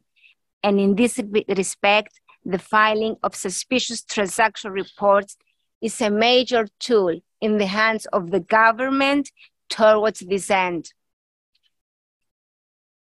This strategic analysis report is entitled Financial Intelligence Information for Combating Trafficking in Human Beings, and it primarily aims to provide an enhanced understanding of the money laundering threats connected with trafficking by raising awareness and alert the obliged entities to recognize and identify possible indicators for trafficking in human beings, increase the number of suspicious transaction reports that they file to the FIU, as well as improve accordingly the quality and substance of these reports. Targeted suspicious transaction reports lead to highly quality financial analysis and actionable financial information to be disseminated to the law enforcement for investigation, thus may lead to successful prosecution and, of course, asset recovery of illegal proceeds. At this point, I would like to stress out that the timing of reporting suspicious transactions in this kind of cases, in trafficking cases, is of extreme importance. The earlier such crimes and activities are identified, the sooner such crimes involving massive human rights violations will be interrupted, and the chances of successful investigations and prosecutions are thus multiplied. This strategic analysis report has been developed by the FIU of Cyprus following a pilot project on the initiative of the OSCE Office of Special Representative and Coordinator for Combating Trafficking in Human Beings through the Cyprus Permanent Mission to the OSCE. A tentative work plan was drawn up outlining the expectations of the pilot stakeholders within a specific timeline. This was followed by targeted questionnaires, aiming at obtaining specific strategic data information which were circulated to the pilot stakeholders and formed the basis to draw certain findings as to the capabilities of each of the stakeholders to identify, report, analyze, and thus disseminate suspicious transactions relating to trafficking.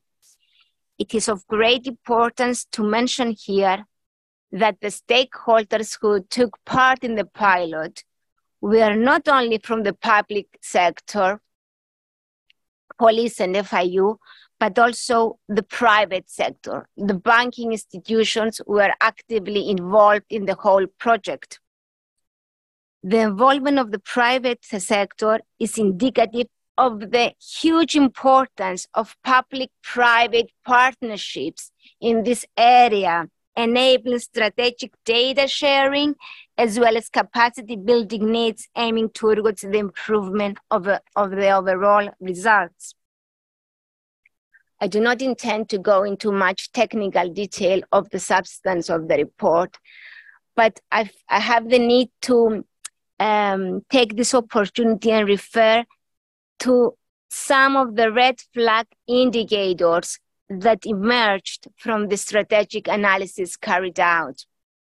For example, individuals opening bank accounts escorted by third party, while the third party escorting the individual is doing all the communication with the banking institution and may even hold the customer's identification documents. Such transactions could be carried out following instructions by third parties and money withdrawn in cash handed over to the third party. Corporate accounts that do not exhibit normal payroll expenditures. Payroll irregularities, for example, same wages being paid to all staff regardless of the role or the length of shift. Limited payments related to living expenses made by victims. Limited payments to social insurance by victims. Employee salaries being paid into shared bank accounts. Outgoing payments from male third-country nationals to young females EU nationals. These are some of the red flag indicators that you can find in the report, which are extremely important for the financial sector, especially to recognize these transactions and report it to the Financial Intelligence Unit. As a result of this project, relevant guidance to the reporting entities was included, and a new report indicator, trafficking in human beings, was added to the reporting system of the FIU, whereby reporting entities have to use when submitting a report to us. Additionally, the report stresses the importance of timely submission of suspicious transaction reports to the FIU and promotes the adequate training of first-line employees of money service businesses and financial institutions so as to be able to detect related unusual behavior indicative towards this kind of offending. It also includes a number of sanitized, real case examples emerged from the analysis of suspicious transaction on a transactional level. Of particular interest is a financial analysis which led to suspected instances of sham marriages, with the possibility that the involved women might have been victims of human trafficking and exploitation, a case which has been already forwarded by the FIU to Cyprus police for investigation. On the same footing, Very recently, the FIU, in cooperation with the police of course, obtained a court freezing order against a suspect whereby illegal assets, proceeds of trafficking in human beings and sham marriages have been frozen in a criminal case currently under investigation. As a lawyers who have dedicated most of my professional life dealing with asset recovery and confiscation of illegal proceeds, allow me to use this forum to stress once more the importance of confiscating proceeds emerging from this kind of offensing. By depriving criminals of their ill-gotten gains is not only a severe punishment for them, but also a preventive measure for fueling further criminality. And in my mind, a very efficient method to disrupt organized crime. So hopefully the end of the chain, which is the confiscation of illegal proceeds, will be the successful result of this strategic analysis, which has been concluded. As a conclusion, the results and the impact of the strategic analysis report are yet to be seen. Nevertheless, for the time being, we are satisfied that it has contributed immensely to increase awareness within all relevant stakeholders, and we are expecting to experience more tangible results in the near future, thus for the report to serve its purpose. The report can be found on the website of the Cyprus FIU and has also been presented to all supervisory authorities in Cyprus in January this year, so as to further inform all reporting entities falling under their supervision. Allow me to extend once more our thanks to the OSCE Special Representative and Coordinator for Combating Trafficking in Human Beings for the valuable cooperation and assistance in developing this innovative project. Thank you very much.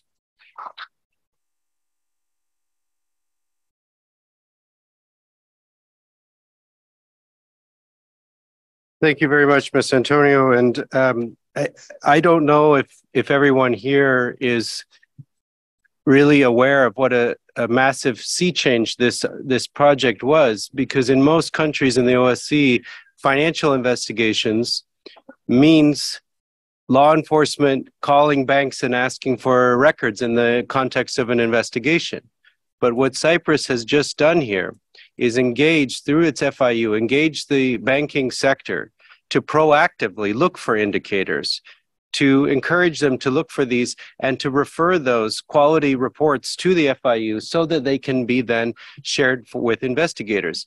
It's reversing the process, and it's much more proactive, and it's engaging the entire financial sector in the effort. I think it's an outstanding example from Cyprus of this effort. And the last thing I wanted to highlight, and thank you very much for your presentation, is that we were grateful to have some excellent expert input from some colleagues in Canada, which showed us the great opportunity to be able to share expertise across countries. And I think this is another good value of the OSCE platform. So outstanding example, and I do highly encourage you to take a look at the report online. It's really excellent, and kudos to Cyprus for this initiative. Finally, we will turn to our last panelist, who I'm delighted to welcome from one of the OSCE Partners for Cooperation, Israel. Alexandra Karra, who is the head of Cybercrime Department at the Ministry of Justice, is going to talk about some national legislation there to tackle the misuse of technology. Ms. Karra, thank you so much for joining us. The floor is yours. Thank you, Val, for the invitation, and thank you for the challenge of being the last speaker in the last session after lunch with no coffee outside. So with that,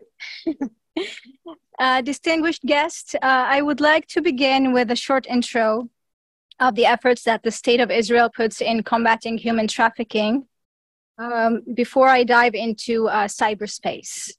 On September 18, 2022, a 5-year national plan to combat human trafficking was submitted by the Minister of Justice. The main points of the plan are a significant increase in enforcement, protection of victims, prevention of the phenomenon of modern slavery, and more. The program anchors broad government work led by the Coordination Unit for the Fight Against Human Trafficking in the Ministry of Justice and the Permanent Director General Committee for Human Trafficking led by the Director General of the Ministry of Justice. Among the steps set forth in the decision are actions related to the improvement of the protection model for the victims of the crime, changing the recognition mechanism for victims of trafficking, improving enforcement in cyberspace, and increasing cooperation between both criminal and civil enforcement agencies and the internet at international level. I can also share that Dina Dominitz, the National Anti-Trafficking Coordinator in Israel, has teamed up with the Institute for Training of Judges to train judges in the area of THB, both within the criminal procedure and in labor court. Enforcement and protection of minors is also a central goal within the national plan. I will share with you, as we are all sharing our expertise and our maybe disappointment sometimes. In Israel, we have no data regarding the extent of minor prostitution in Israel due to several factors, including the tendency of minors who are sexually exploited in prostitution not to report their situation or seek help due to a lack of trust in adults, lack of trust in the authorities, feeling of having no choice, dependence maybe on the person who offends them, and sometimes, and that was mentioned yesterday, because they do not recognize themselves as victims.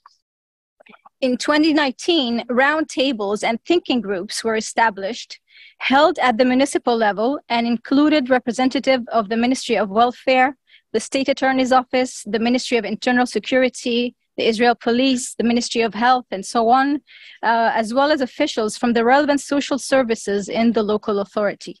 The concept that led the project is that the prevention and treatment of this elusive phenomenon requires interministerial cooperation and a holistic and comprehensive pooling of efforts by the treating agencies at the local level. In regard of minors, the Cybercrime Department in the State Attorney's Office works side by side on investigations held by the 105 unit in the Israeli police dedicated to protecting minors online as part of the Child Protection Bureau. This unit comprises of an investigation unit, an intelligence unit, and a 24/7 hotline staffed by police officers with special training, as well as representative of the partner government ministries, the Ministry of Public Security, the Ministry of Education, the Ministry of Health, the Ministry of Social Services, and of course, the Ministry of Justice. Rising phenomenon that we have witnessed in the past years is of minors offering sexual services online or offering to make explicit sexual videos in exchange for money or live stream them. In the prevention and prosecution field, undercover agents go on different platforms in order to flush out the clients of such minors, and indictments are being filed against them for the attempt of receiving a prostitution act from a minor or the charge of creating obscene materials. Yes, not all are categorized under THB, but these platforms are a fertile field for THB. About 2 months ago, and I will share a story that happened in our department. About 2 months ago, the district court in Beersheba received an appeal on a case regarding prostitution of minors, where the court aggravated a punishment from 8 months incarceration to 24 months of incarceration. So he tripled the punishment with unequivocal statements about the need to aggravate punishments and the need to protect minors online. Zooming in on cyberspace now, we're talking through the 5-year national plan, we're talking about strengthening the means and technological capabilities in the areas of detection and identification, intelligence, and extraction of evidence in the criminal enforcement of trafficking and related offenses in cyberspace and physical space. Moreover, the online arena has now become a central arena for advertising of prostitution services and for locating and recruiting for prostitution. The Cybercrime Department takes action to block access from Israel to websites that publish such ads with the aim of reducing the demand of human trafficking content and the advertising of prostitution services accessible through the internet. I will elaborate a little bit more on that in a few minutes. When addressing online offenses, the approach in Israel is to apply the existing national legislation crafted for offenses committed offline to crimes committed online. Therefore, all legal provisions relevant to tackling child sexual abuse material, sexual offenses, prostitution, and consequently THB are implemented to offenses committed online. Court rulings supported that approach, that national legislation is sufficiently broad to apply to the wide range of contexts in which technology operates as an enabler. For example, the district court in Tel Aviv held that the elements of the offense of human trafficking have been established online after analyzing the basics of the offense of human trafficking and determined that it entails a wide spectrum of situations.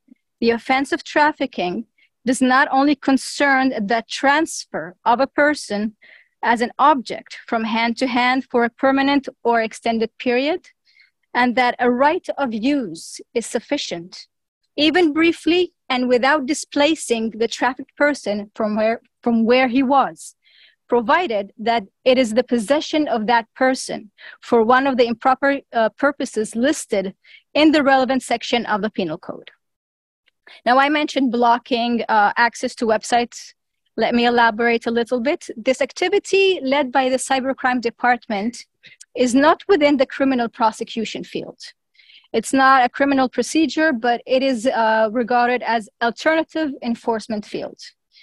It is meant to reduce exposure of content and the advertising of prostitution rather than attacking the publisher. Let's attack the published content. The forcing channel within this alternative enforcement is used by the department to issue warrants to Israeli internet service providers, ordering them to block access of their users to websites depicting child sexual abuse material, websites used to publish prostitution, drug trafficking, online gambling, and terror organization. The Cybercrime Department in the Israeli State Attorney's Office is the designated department in the Ministry of Justice that files requests for such warrants under the Powers to Prevent Online Offenses Act enacted in 2017. This act enables a district judge assigned by the president of the district court to issue a warrant demanding a website blocking in whole or part of it if there are sufficient grounds to believe that the website is operated by a terror organization, drug trafficking, or gambling. And in relation to our discussion here today, sites offering prostitution services or sites containing sexual abuse materials of minors. The goal is to block access to prevent the continuation of this activity.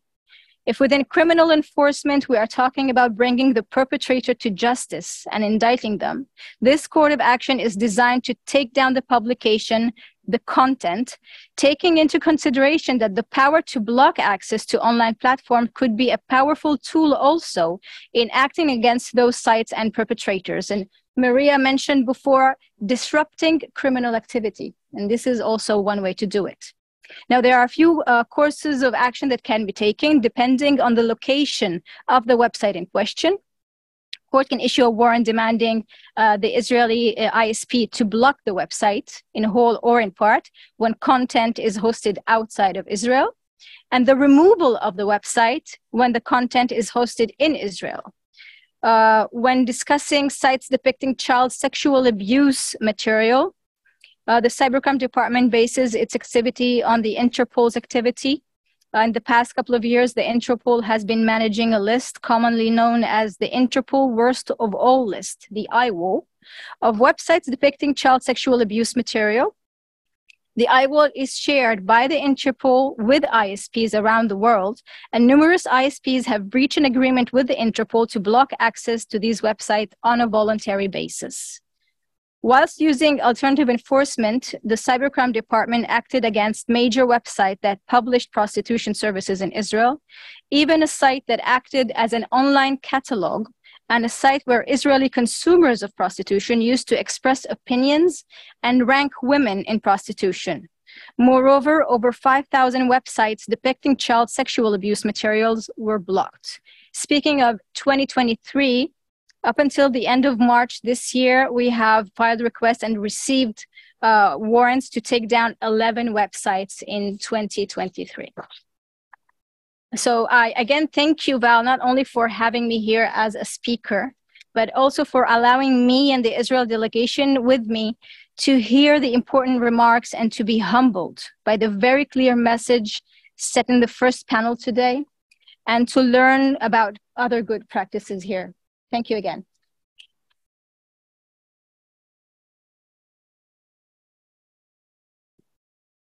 Thank you, Ms. Karra. In virtually every country that I have visited during my time in the OSCE, the problem of exploitation online has been raised. There is no country immune from this problem. Zero. You may recall Lady May yesterday during the opening stating that 75% of trafficking victims are advertised online. And this legislation, I think, is a really interesting way to try to address that problem. And many of you and your authorities in your countries have asked me the question about not only websites that are hosted in your countries, but that are hosted outside, but accessed from it within your countries. And again, this law allows an opportunity to address that situation. I think it's a very, very interesting example, and one that sort of tries to meet the complexity of the challenge that so many countries are addressing right now and discovering right now. So thank you so much for that presentation. I also really like the emphasis around disrupting the marketplace as opposed to specific criminal prosecutions. I think this is strategically very, very good. So with that, we will turn to our interventions list. I make a plea to all of you to please respect the 2 minutes. It's going to make everyone much, much happier. And it will be an opportunity to make a few salient points in a very penetrating and memorable way. So please, please, please, 2 minutes. We turn first to Kyrgyzstan. Deputy Minister is with us, and the floor is yours. Спасибо, уважаемый ведущий. Уважаемые участники, дамы и господа, я вчера говорила о существующих проблемах. Сегодня я хотела бы рассказать о проводимой работе и о наилучших практиках.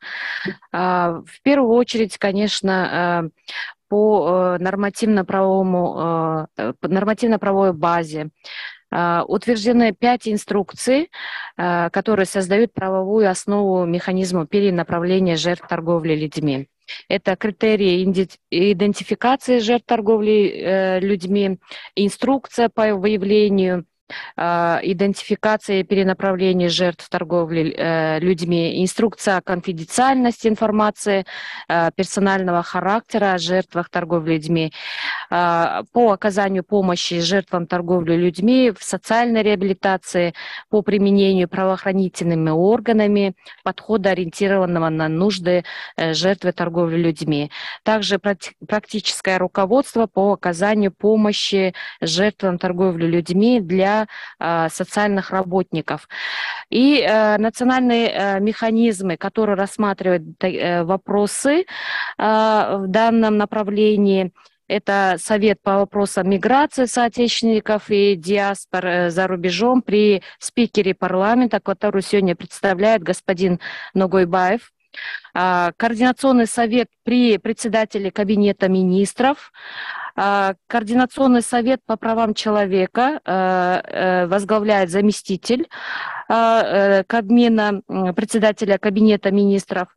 Также есть межведомственные рабочие группы, комиссии и, кроме этого, на местном уровне. И хотела бы осветить, что в рамках резолюции Генассамблеи ООН улучшение координации усилий по борьбе с торговлей людьми 30 июля провозглашена Всемирным днем борьбы с торговлей людьми, которая отмечается ежегодно, и на основе проводится у нас мероприятие, посвященное этой дате. И в 2022 году проведено пресс-кафе для представителей средств массовой информации, блогеров о рисках стать жертвой торговли людьми, о процессах противодействия и оказанию помощи пострадавшим. В Кыргызской республике накоплен такой определенный опыт по оказанию помощи лицам, пострадавшим торговлей людьми, как по линии проектов международных организаций, так и в рамках государственного социального заказа.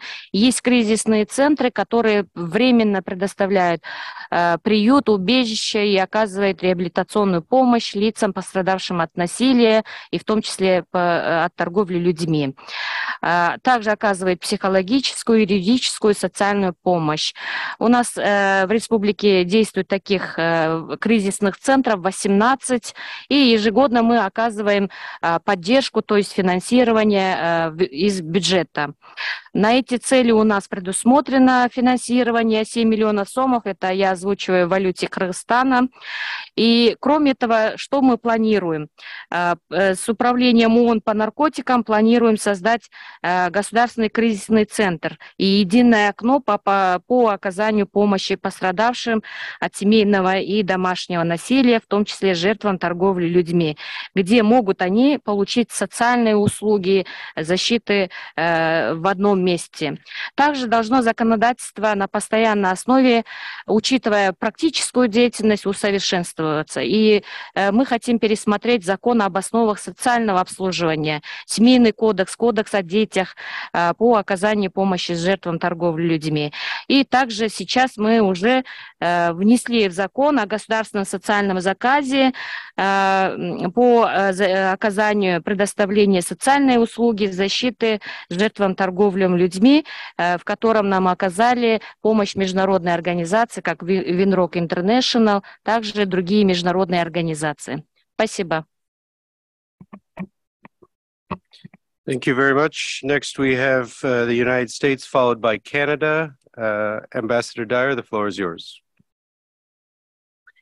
Thank you very much to the panelists for the very informative presentations, and to Val and his office for organizing this very informative panel. I'd like to take this opportunity to briefly highlight one new initiative in the United States that takes a whole of society approach and demonstrates how we must all continue to adapt and innovate in our anti-trafficking efforts. And as the Secretary General and Val just repeated, that we have to stop paying for trafficking. The United States prioritizes addressing forced labor globally and seeks to rally partners to take joint action to prevent and address forced labor in global supply chains, including those connected to forced labor in Xinjiang. In 2021, President Biden signed the Uyghur Forced Labor Prevention Act into law, which expands prohibitions on products made with forced labor to focus specifically on forced labor in Xinjiang. While the United States can, pursuant to other laws, issue a withhold release order to prevent the importation of goods produced with forced labor, including from Xinjiang, this new law creates a rebuttable presumption that goods from Xinjiang or on the entity list related to this law are indeed made with forced labor and thus may not be imported unless the importer can demonstrate via clear and convincing evidence that the products were not made with forced labor or not made in Xinjiang, and therefore not subject to this law. We are very encouraged by the steps that the EU is taking, as well as other governments around the world, like Canada, to establish similar forced labor-related trade restrictions and bans on products made with forced labor. Thank you. Thank you very much, Dr. Johnstone. And I've been informed that Canada is not requesting the floor, so we'll move to Sweden on behalf of the European Union, followed by the delegation of Sweden. Thank you, Chair. With your permission, I will pass the floor to the delegation of the European Union. Thank you. We would like to thank all the speakers for their interventions and interesting perspectives, especially when it comes to country-specific case studies. As you may know, the EU promotes a comprehensive approach when addressing trafficking in human beings, which is human rights-based, victim-centered, gender-sensitive, and age-specific. In the fight against trafficking, legislation is one of the most powerful tools at our disposal because it allows to define the crime, set sanctions, and common objectives to prosecute criminals and protect the victims. The EU Anti-Trafficking Directive has been the backbone of the EU's efforts in combating trafficking in human beings. A proposal to amend the directive is currently under negotiation. The EU strategy on combating trafficking in human beings provides a comprehensive response to combating trafficking, from prevention through protection of victims to prosecution and conviction of traffickers.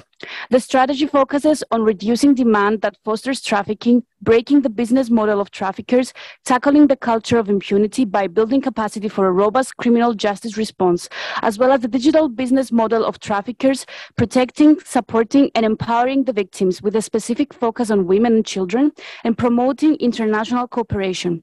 It is also closely interlinked with the EU strategy to tackle organized crime 2021-2025.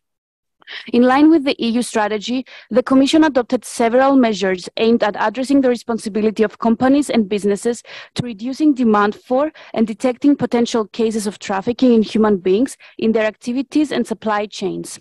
Notably, the Commission's proposal for a directive on corporate sustainability due diligence sets out a horizontal framework to foster the contribution of businesses operating in the single market to respect human rights through their own operations and through their value chains by identifying, preventing, mitigating, and accounting for their adverse human rights impact, including trafficking in human beings. On 14 September 2022, the Commission presented a proposal for a regulation prohibiting products made with forced labor on the union market. The Digital Services Act is another relevant tool in detecting, monitoring, and removing online content related to trafficking in human beings, introducing a due diligence obligation for providers of intermediary services, such as online platforms, with the aim to reduce illegal and harmful content online, including trafficking in human beings. Also, the EU strategy on victims' rights recalls the need for special assistance, support, and protection for victims of trafficking in human beings. The main objective of the strategy is to ensure that all victims of all crime, no matter where they are in the EU or in what circumstances the crime took place, can fully enjoy their rights. Excellencies, dear colleagues, efficiently targeting trafficking in human beings requires close cooperation between all OSCE participating states, partners for cooperation, and all relevant actors of society. The EU therefore continues to highly value the Alliance Against Trafficking in Persons as an informal platform facilitating the coordination of the efforts of all its partners. We are pleased that the format of this conference allows wide participation, not only of participating states, but also of major international organizations, civil society, media, the private sector, academia, and professional networks of national anti-trafficking practitioners. We valued the discussions over the last 2 days. It has provided an overview of the scale of trafficking in human beings and which gaps and challenges remain. The discussions have also touched upon the need for strong structures that foster cooperation and a comprehensive approach, as well as legislation and policy that is able to address existing and future challenges in relation to trafficking in human beings. This year's conference has also highlighted the fact that strong leadership and political will are required to combat human trafficking. As Russia's war of aggression against Ukraine and its people rages on, we must all commit to keep prevention measures in place and to be prepared to provide assistance and support to those who have been displaced and have ended up in uncertain and vulnerable situations. The EU is committed to mitigate the risks of human trafficking in human beings caused by this war. The European Union and its member states stand by those in need of protection. We would like to thank the OSCE Special Representative and Coordinator for combating trafficking in human beings for organizing this conference, and we are looking forward to continuing addressing issues related to trafficking in human beings, as combating this heinous crime remains a priority for the EU. Given that this conference organized during his mandate is the last one, we would like to warmly thank and reiterate our deep appreciation to Mr. Valiant Richey for his hard work and dedication during his time in office, and to wish him all the best in his future endeavors. Thank you.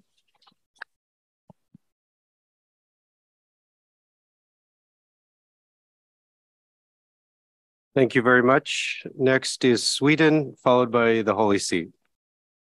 Thank you very much. Excellencies, dear colleagues and friends. I also would like to thank the panel for sharing with us their experience and showing us the importance on strong legal tools and policy tools in this field. Trafficking in human beings is indeed a serious crime that violates the human rights of its many victims. Women and children are particularly exposed, and trafficking for the purpose of sexual exploitation is one of the worst forms of gender-based violence. The exploitation is often committed within the framework or closely linked to organized crime. Therefore, trafficking in human beings is a very important security issue to address. And as we also have heard from previous speakers today, trafficking is fueled by demand. The fact that someone is paying for or earning money on the exploitation of others. And independent of the national legislations, all OSCE member states do have an obligation to address the demand that fosters all forms of trafficking in human beings. Without properly addressing the demand, be it via legislative measures, education, awareness raising, or other means, our work to firmly prevent and also stop this serious exploitation will not be successful.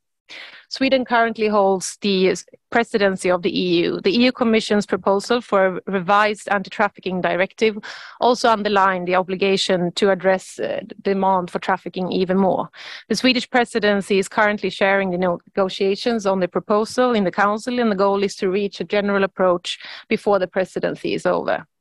Tackling exploitation in prostitution and trafficking in human beings has for a long time been a high priority for Sweden.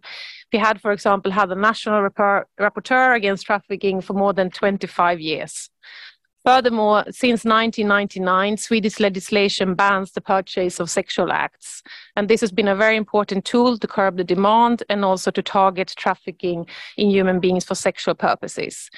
It has also improved the situation for victims. It has been an important tool to establish cooperation between the social services and the law enforcement in providing secure protection for victims. The legislation has a clear gender perspective, and we can see that it has a normative effect in society. Legislation is one important piece of the puzzle, but as we all have witnessed during these 2 days, much more needs to be done to target and end human trafficking. On the 29th and 30th of March, the Swedish presidency of the EU and our Minister of Justice hosted a conference on prevention models to address the demand that fosters trafficking for sexual purposes. The conference gathered government representatives as well as experts from authorities, civil society and international organizations for an evidence-based conversation about experience on working against the demand for trafficking for sexual exploitation. The conference emphasized the importance and joint obligation to tackle the demand and also focus on the trafficking situation following the Russian aggression against Ukraine, as we now need to make sure that this humanitarian crisis does not turn into a human trafficking crisis. We heard from many different voices during the conference, frontline workers against trafficking and survivor leaders sharing their experience to the anti-trafficking community and how to prevent trafficking and further exploitation ahead. The situation around Ukraine is far from the only one putting women and children at risk. For efficient prevention, protection and prosecution, close cooperation between countries of origin and countries of destination is indeed needed, and this needs to be done on both an operative and strategic level, where we also include the demand perspective and the online dimension. As we are in Vienna, a city of diplomats, I just want to highlight also the role of diplomatic staff and consular staff in this work, as we're also talking about the importance to include maybe the non-so-specific workers in this field, the actors in this field. Sweden has, with the cooperation of the International Organization for Migration, the NGO Child 10, supported an update of a handbook, a Council of the Baltic Sea States handbook for embassies and diplomatic missions on how to assist and protect victims of trafficking. As we see that this group can have a very important role in both detecting, preventing, and protecting victims. Finally, on a final note, on behalf of Sweden, I want to express my warmest gratitude to Val Richey for your ambition and also your remarkable contribution, remarkable achievements as in your role as the OSCE Special Representative Against Trafficking. You have really managed to enhance the international political commitment to anti-trafficking issues, and we all now have an obligation to keep up your work in this field and make sure that trafficking work remains high on the political agenda. You will surely be missed, so thank you very much.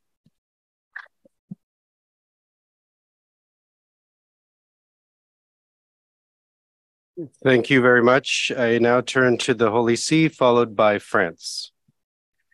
Thank you very much. Mr. Moderator, given its complexity, human trafficking needs to be addressed using multidisciplinary methods. Needless to say, it is imperative to counter trafficking by enacting laws that tackle its underlying causes, as well as to prevent and protect its victims and bring justice to its perpetrators. In addition, the need for adequate legislation and deterrence is more necessary than ever. Given the evolution of human trafficking and exploitation on online platforms. In fact, the recent pandemic has highlighted how organizations use technology to weave vast networks at both the national and transnational levels that facilitate sexual and labor exploitation. These networks, which operate in different countries, are able to take advantage of the economic hardship and poverty of people living in the most diverse corners of the earth by promising them privacy, safety, and income. This intertwining of economic impoverishment, exploitation, and the misuse of social technologies has resulted in significant repercussions for both the young and old. In the face of this worrying escalation and evolution of trafficking, action must be taken to introduce groundbreaking policies, innovative tools, compensation frameworks, and enact specific laws capable of addressing the increasing complexity of this phenomenon. Attentive to these new dynamics, participating states at the 2018 Milan Ministerial Council committed themselves to take measures in consultation with companies that work on information and communication technologies to address specific forms of violence faced by women and girls through digital technologies. Indeed, women and children remain the most vulnerable to online human trafficking and sexual exploitation. For this reason, prevention will remain fundamental. At the same time, it cannot be limited to a mere collective awareness. Prevention must also be translated into concrete actions and legal frameworks needed to reduce the risk associated with those considered to be the most vulnerable. Thank you, Mr. Moderator. Thank you, dear Valiant, for your great work. Thank you very much.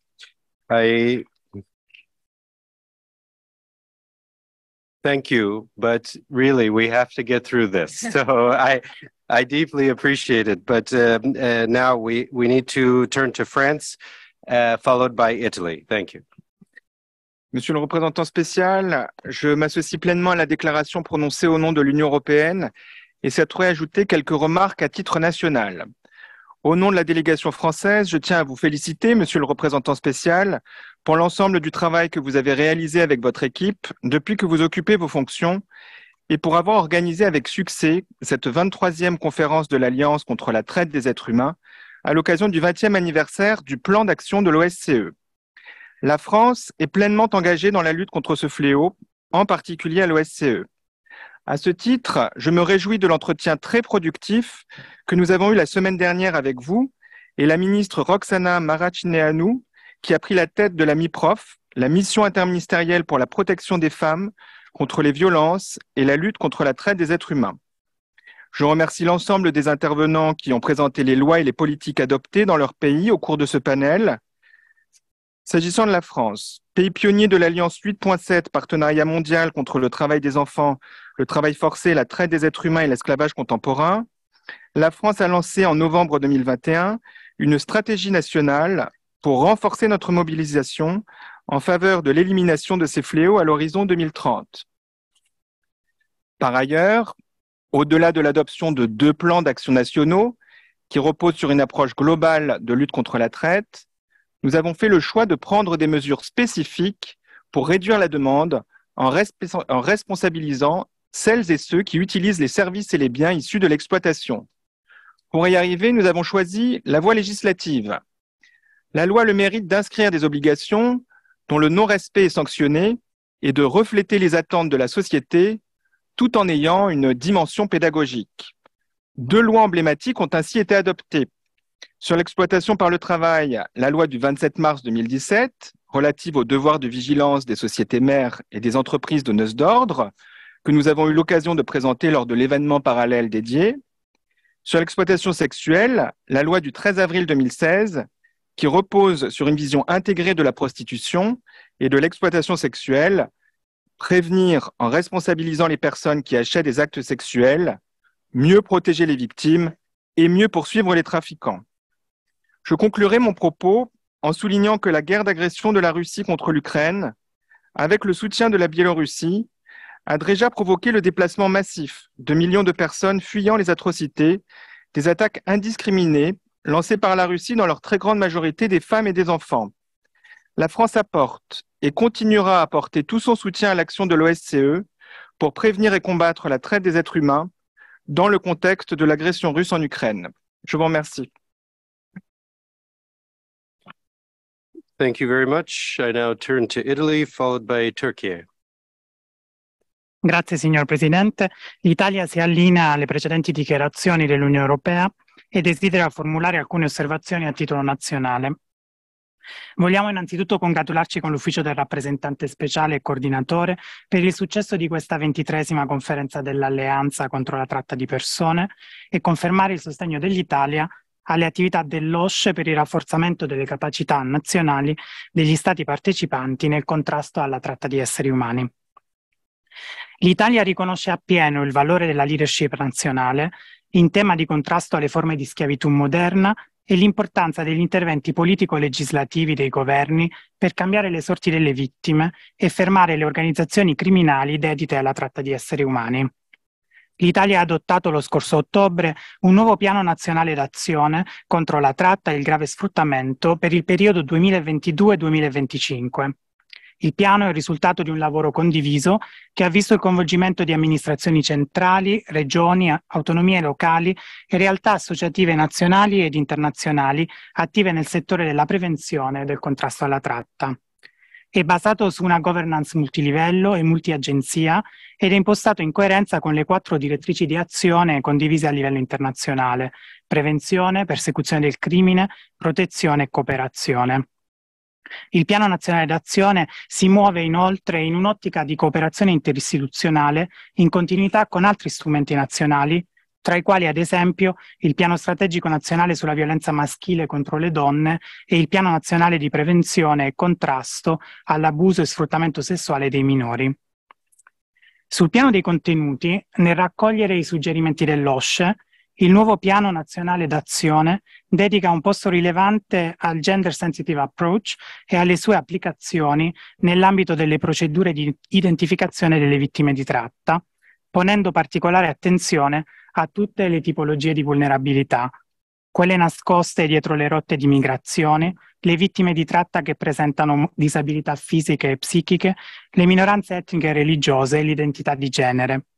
A tale scopo, nell'ambito del meccanismo nazionale di riferimento, sono in via di aggiornamento gli indicatori differenziati per ogni gruppo a rischio. A sostegno dell'attuazione del piano, il governo italiano ha stabilito poi l'incremento delle risorse finanziarie destinate al Fondo per le misure antitratta, per un ammontare di 2 milioni di euro per il 2023 e di ulteriori 7 milioni di euro annui a partire dal 2024.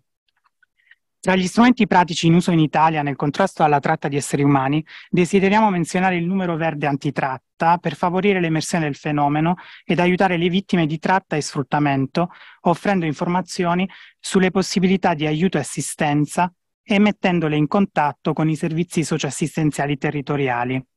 Il numero verde consente la raccolta delle telefonate provenienti da tutto il territorio nazionale, la messa in rete delle attività di accoglienza e di assegnazione delle vittime ai diversi progetti di assistenza, oltre che il monitoraggio delle attività di emersione a livello nazionale. In conclusione, desideriamo rivolgere un sincero ringraziamento al rappresentante speciale e coordinatore, a te Val e ai tuoi collaboratori, per l'infaticabile lavoro svolto negli anni scorsi a sostegno degli Stati partecipanti e l'eccellente collaborazione con le autorità italiane, in particolare nell'ambito delle attività di formazione di Vicenza.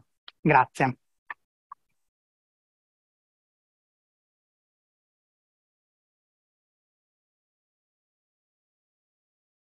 Thank you very much. Before turning to the next delegation, I have good news and bad news. And the bad news is we're not going to get through everybody. I'm very sorry for that, but it's just not going to be possible. The good news is that I've been assured that you can submit your statement to my team and it will be shared with the conference members. But we're going to finish the states who've requested the floor, as well as the OSCE structures, including the Parliamentary Assembly, and then we're going to have to stop there. And I'm really very sorry to those who have signed up, but we will deliver and share your statements. So with that, I turn to Turkey, followed by the Russian Federation. Thank you. Mr. Special Representative, we would like to thank you and your office for organizing this meeting and for your efforts to counter human trafficking, which continues to be a grave problem in the OSCE area. In the 20th anniversary of the OSCE Action Plan, it seems that we are still far away from eliminating this multifaceted crime. On the contrary, in spite of all the efforts, human traffickers benefit from new technologies, and this issue remains one of the severe human rights violations in the world. In 2013, the OSCE, as a leading organization in fighting against human trafficking, rightly put another P after prevention, prosecution, and protection, which is partnership. Because, as underlined in this meeting, we are fighting against a transnational, complex, and organized crime, and no country or institution can handle it alone. Cooperation between states, international organizations, civil society institutions is indispensable in these efforts. Turkey fully supports all international cooperation mechanisms in combating human trafficking. We continue to display a decisive and progressive approach against human trafficking. We have introduced numerous administrative and legal measures regarding the main pillars of combating human trafficking. In 2019, human trafficking was included in the catalog crimes of the Criminal Procedure Code of Turkey. This has considerably strengthened the judicial processes because our legislation, in case of catalog crimes, eases the issuance of arrest warrant. In order to coordinate the efforts on fight against human trafficking, we have established a coordination body. In Turkey, more than 34,000 public officials, including judges, prosecutors, law enforcement officials, experts, as well as civil society volunteers, were trained in 2022. Most of the trainings were conducted in cooperation with international and civil society organizations. Last year, our experts interviewed more than 21,000 potential victims of trafficking, and 345 people were identified as victims. We believe that efficient information and experience sharing among the participating states and other relevant actors will further improve and consolidate national efforts in countering human trafficking. Thank you very much. Thank you very much. Next, we will turn to the Russian Federation, followed by the OSCE Parliamentary Assembly. Спасибо, господин председатель. Буду очень краток, учитывая регламент. К сожалению, представитель нашего Следственного комитета, который должен был сегодня выступить, не смог здесь присутствовать, поэтому мне поручили зачитать его выступление. Но успокою вас, я это делать не буду. Передам выступление для распространения через секретариат. Только кратко скажу, в российском законодательстве, в том числе по линии упомянутого мной комитета, есть очень хорошие законодательные наработки, которые направлены на защиту детей, женщин, других групп, которые попадают под это явление, да, торговлю людьми. Они касаются также и сотрудничества, как на национальном, так и на международном уровне. Ну и на этом я прекращу. Как я уже сказал, выступление будет полностью распространено. Думаю, тем, кто занимается вопросами борьбы с трафикингом, они будут интересны. И от себя еще просто добавлю, что, поскольку не успел сказать в прошлый раз, поскольку у нас Richey уходит, покидает нас, к сожалению, действительно, к нашему большому, было очень приятно с вами работать.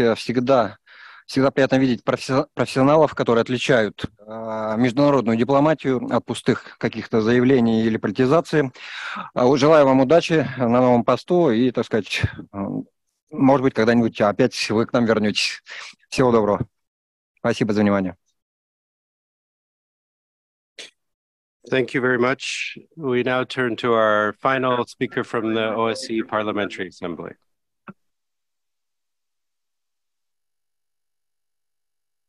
Good afternoon, and I want to congratulate for this excellent conference here. As a member of Parliament from Cyprus and Vice Chair of the Co-Committee on Migration of the OSCE Parliamentary Assembly, I feel a particular responsibility to contribute to efforts to end trafficking through comprehensive anti-trafficking laws to facilitate a whole-of-society approach. In Cyprus, we have adopted legislation criminalizing also exclusive the use of sexual services, stipulating that any person who asks for or receives or uses the services of a victim of sexual exploitation is guilty of this offense. It therefore removes for the case of sexual exploitation the reasonable suspicion condition in an effort to curb the demand side of the sexual services. Concerning the ad hoc committee on migration of the OSCE Parliamentary Assembly, this past year, the focus of our committee has naturally been on the situation of Ukraine refugees, with 2 field visits to the Czech Republic and Moldova to learn more about how they have accommodated large numbers of refugees with a special focus on vulnerable categories. Given the scale of the refugee influx, the limited human and financial resources of the host country, there is much more which we can do to support refugees, including in the area of prevention and combating of trafficking. At this point, allow me to share 4 general observations in this regard based on the committee's recent field visits. First, there is a great discrepancy between statistics on potential and identified victims of trafficking amongst the Ukrainian refugees community communicated by authorities and the figures shared by UN agencies and non-governmental actors working on the ground. While we would like to believe that there are no trafficking victims, this is certainly highly unlikely. Rather, we believe that this points to insufficient mechanisms for identifying and reporting victims of trafficking. There is also a need for further support in the area of capacity building of first responders. As the majority of refugees from Ukraine are hosted in private accommodation, this also limits the scope of monitoring by authorities. It is therefore essential to build strong partnerships and information exchange mechanisms with non-governmental actors on the ground. Second, the task of policymakers is also made particularly difficult by the lack of precise data on the number of refugees, their location, and their intention in terms of return to Ukraine on war travel. This is of special concern in the case of unaccompanied and separated children, as it undermines efforts to build effective monitoring system. It is hoped that the registration requirements for beneficiaries of temporary protection can help address these gaps. There appears to be low levels of awareness and concern about the risk of labor exploitation, notably in the so-called hidden economy, such as the agricultural and construction sectors. And fourth, finally, Roma refugees from Ukraine appear to face particular challenges in accessing accommodations, employment, and basic services. Thank you very much. Thank you very much. And once again, apologies to those who we have not reached, but we are considerably over time already. Let's take a moment and give our fantastic panelists a big round of applause for their intervention.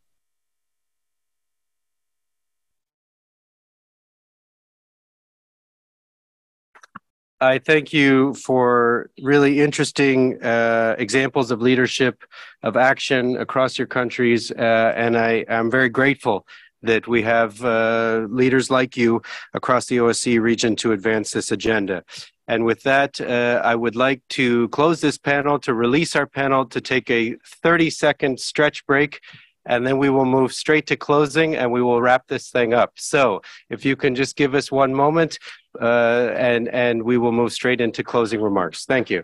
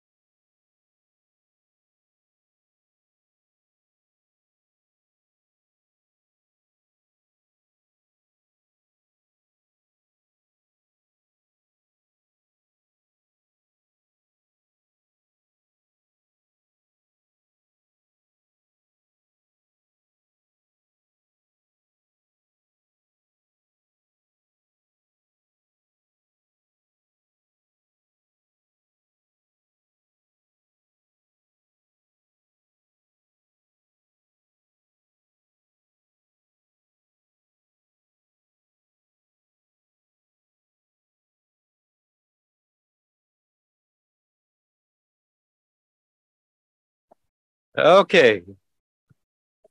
Yes, I really said 30 seconds.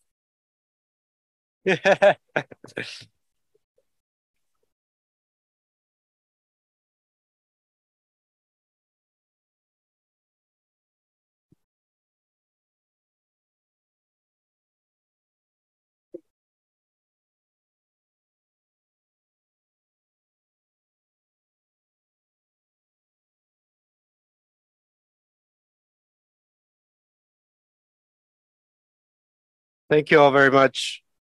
If there's one cultural norm from Austria that has sunk in, it's punctuality. And so we are going to jump straight into the closing. But thank you for your patience as we close this conference.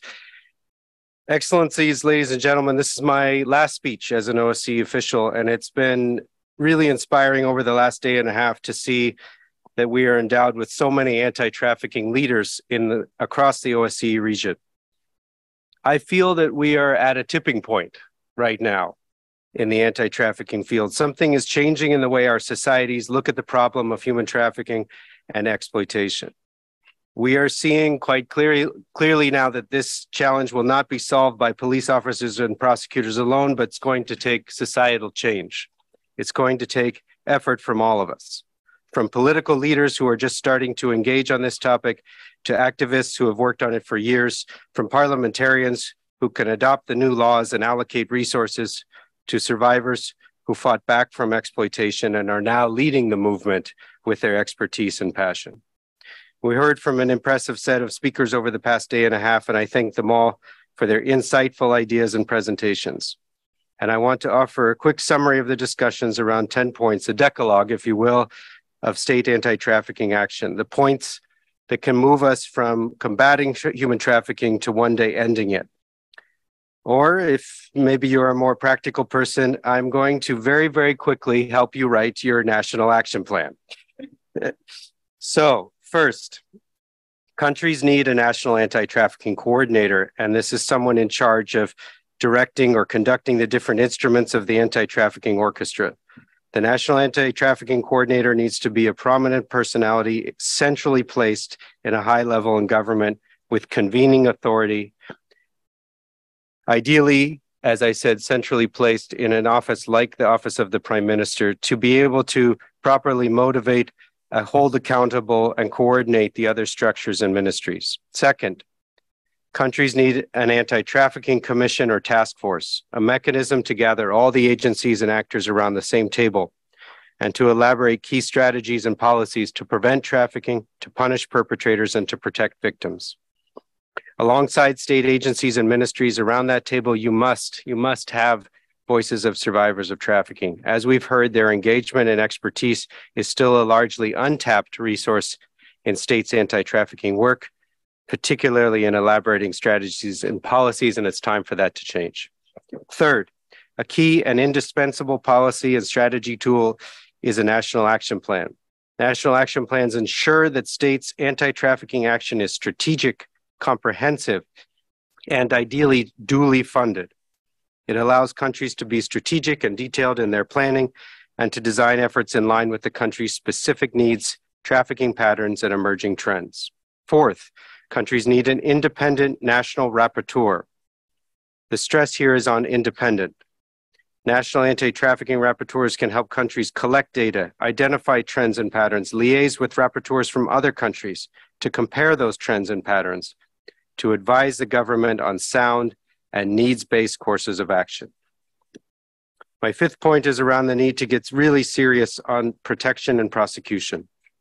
The numbers are, honestly, they're embarrassingly low compared to the scale of the problem.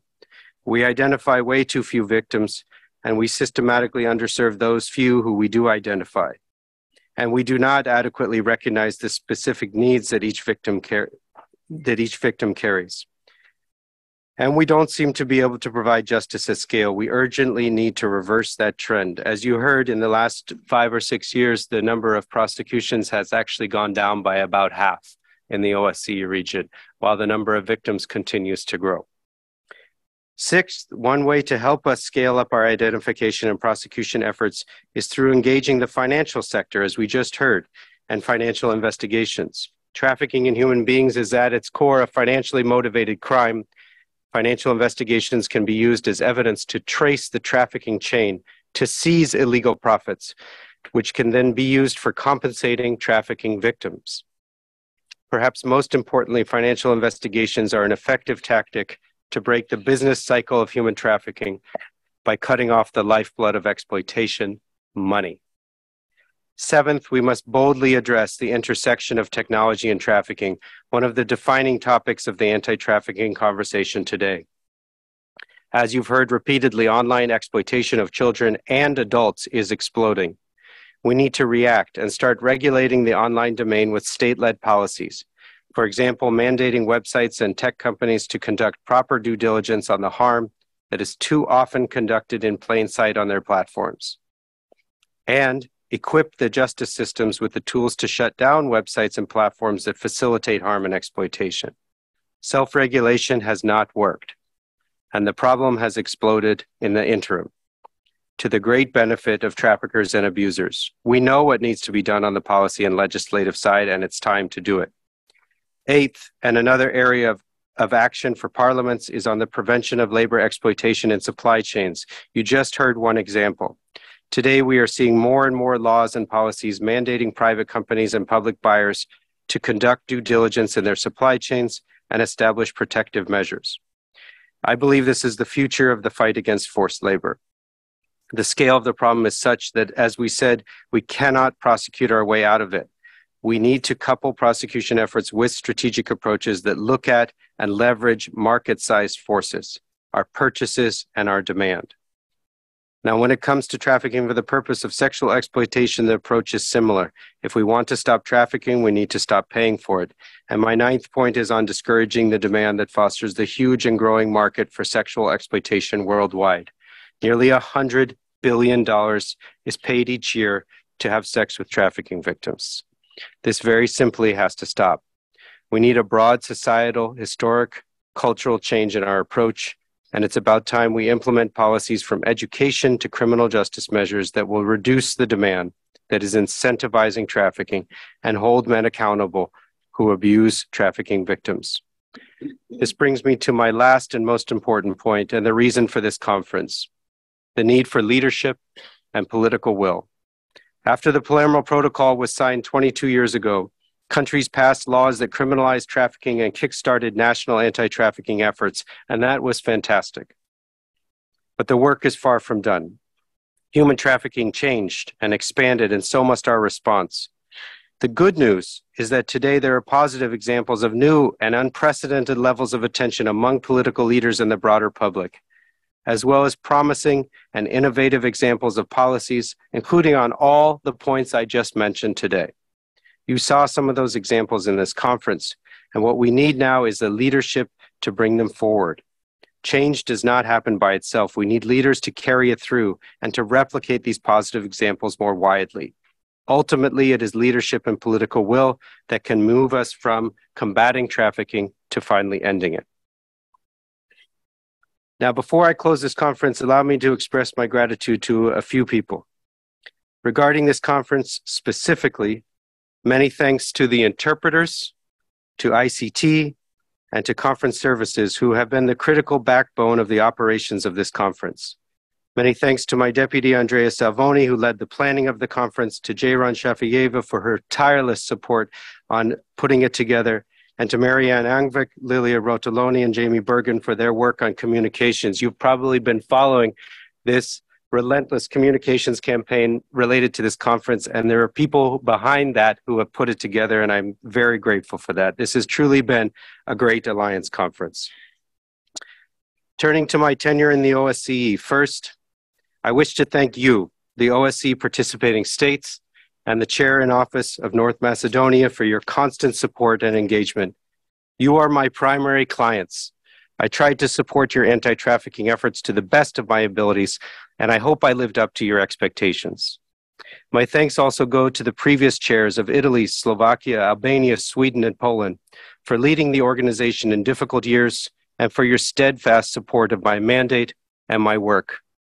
A particular thanks to your national coordinators and rapporteurs, with whom we've built a solid and very impactful and useful network. Let me also share a deep and special thanks with the United States, who seconded me to this position and remained a steadfast, steady supporter of my office and its anti-trafficking mission. I also wish to thank Secretary General Helga Maria Schmidt, who has been an extraordinary and vocal anti-trafficking champion and who has trusted and supported me and my team over these years. Before her, Thomas Greminger and Ambassador Radomir Bohach, who appointed me to this position and gave me this wonderful opportunity. I also want to thank all of the OSCE colleagues from the network of anti-trafficking focal points who have worked tirelessly in their structures and their missions in advancing ambitious and innovative work across the OSCE region. I want to thank all of the survivors who I've met during these years in many different countries, in many different conferences, who showed me once again their incredible insights, their expertise, their humanity, and their deep empathy towards all victims of exploitation. I'm deeply grateful. You have taught me so much. And thanks go to our external partners, be it in the Alliance Expert Coordination Team, in ICAT, or the High-Level Committee on Management of the United Nations. And of course, the many anti-trafficking NGOs that carry out the work every day on the ground, with whom I have enjoyed a continuous dialogue, cooperation, and partnership. Turning to my team, I suspect everyone in this room has experienced the joy of connecting with this fantastic group. They are outstanding, and I wish to thank them for their commitment, competence, passion, and humanity. I have learned so much from all of you, and I will carry these lessons forward for the rest of my life. To Alexandra, who served as half of my brain every day, keeping me on track, and Andrea, who served as half of my brain, keeping me out of trouble. If you do the math on that, you see that I was left basically doing nothing. But I have to give them a big example, big thanks, because they really helped carry me forward every single day, and I would be very grateful if you would all give them a round of applause. Thank you.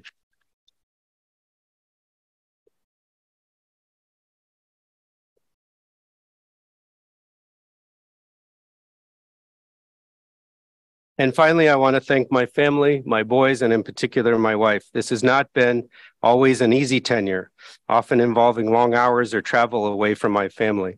But whatever modest challenges I faced, I can assure you they were absolutely nothing compared to raising our 3 boys and working full-time in a foreign country. If sainthood is available and on the table, it should be conferred immediately upon Sarah Richey. I am deeply, deeply grateful for her love and her support during these years.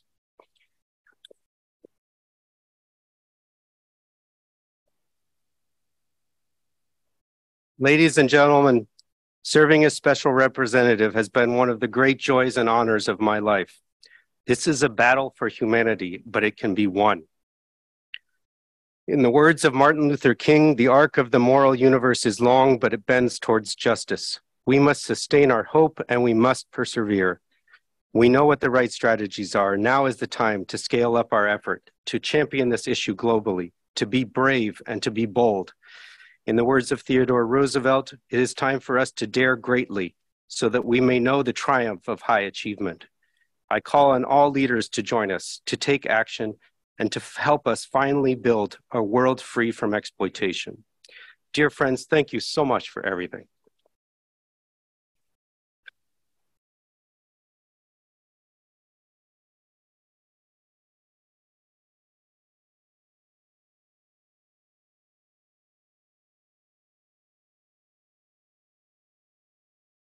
I wish you all the very best, and with that, I close the 23rd Alliance Conference.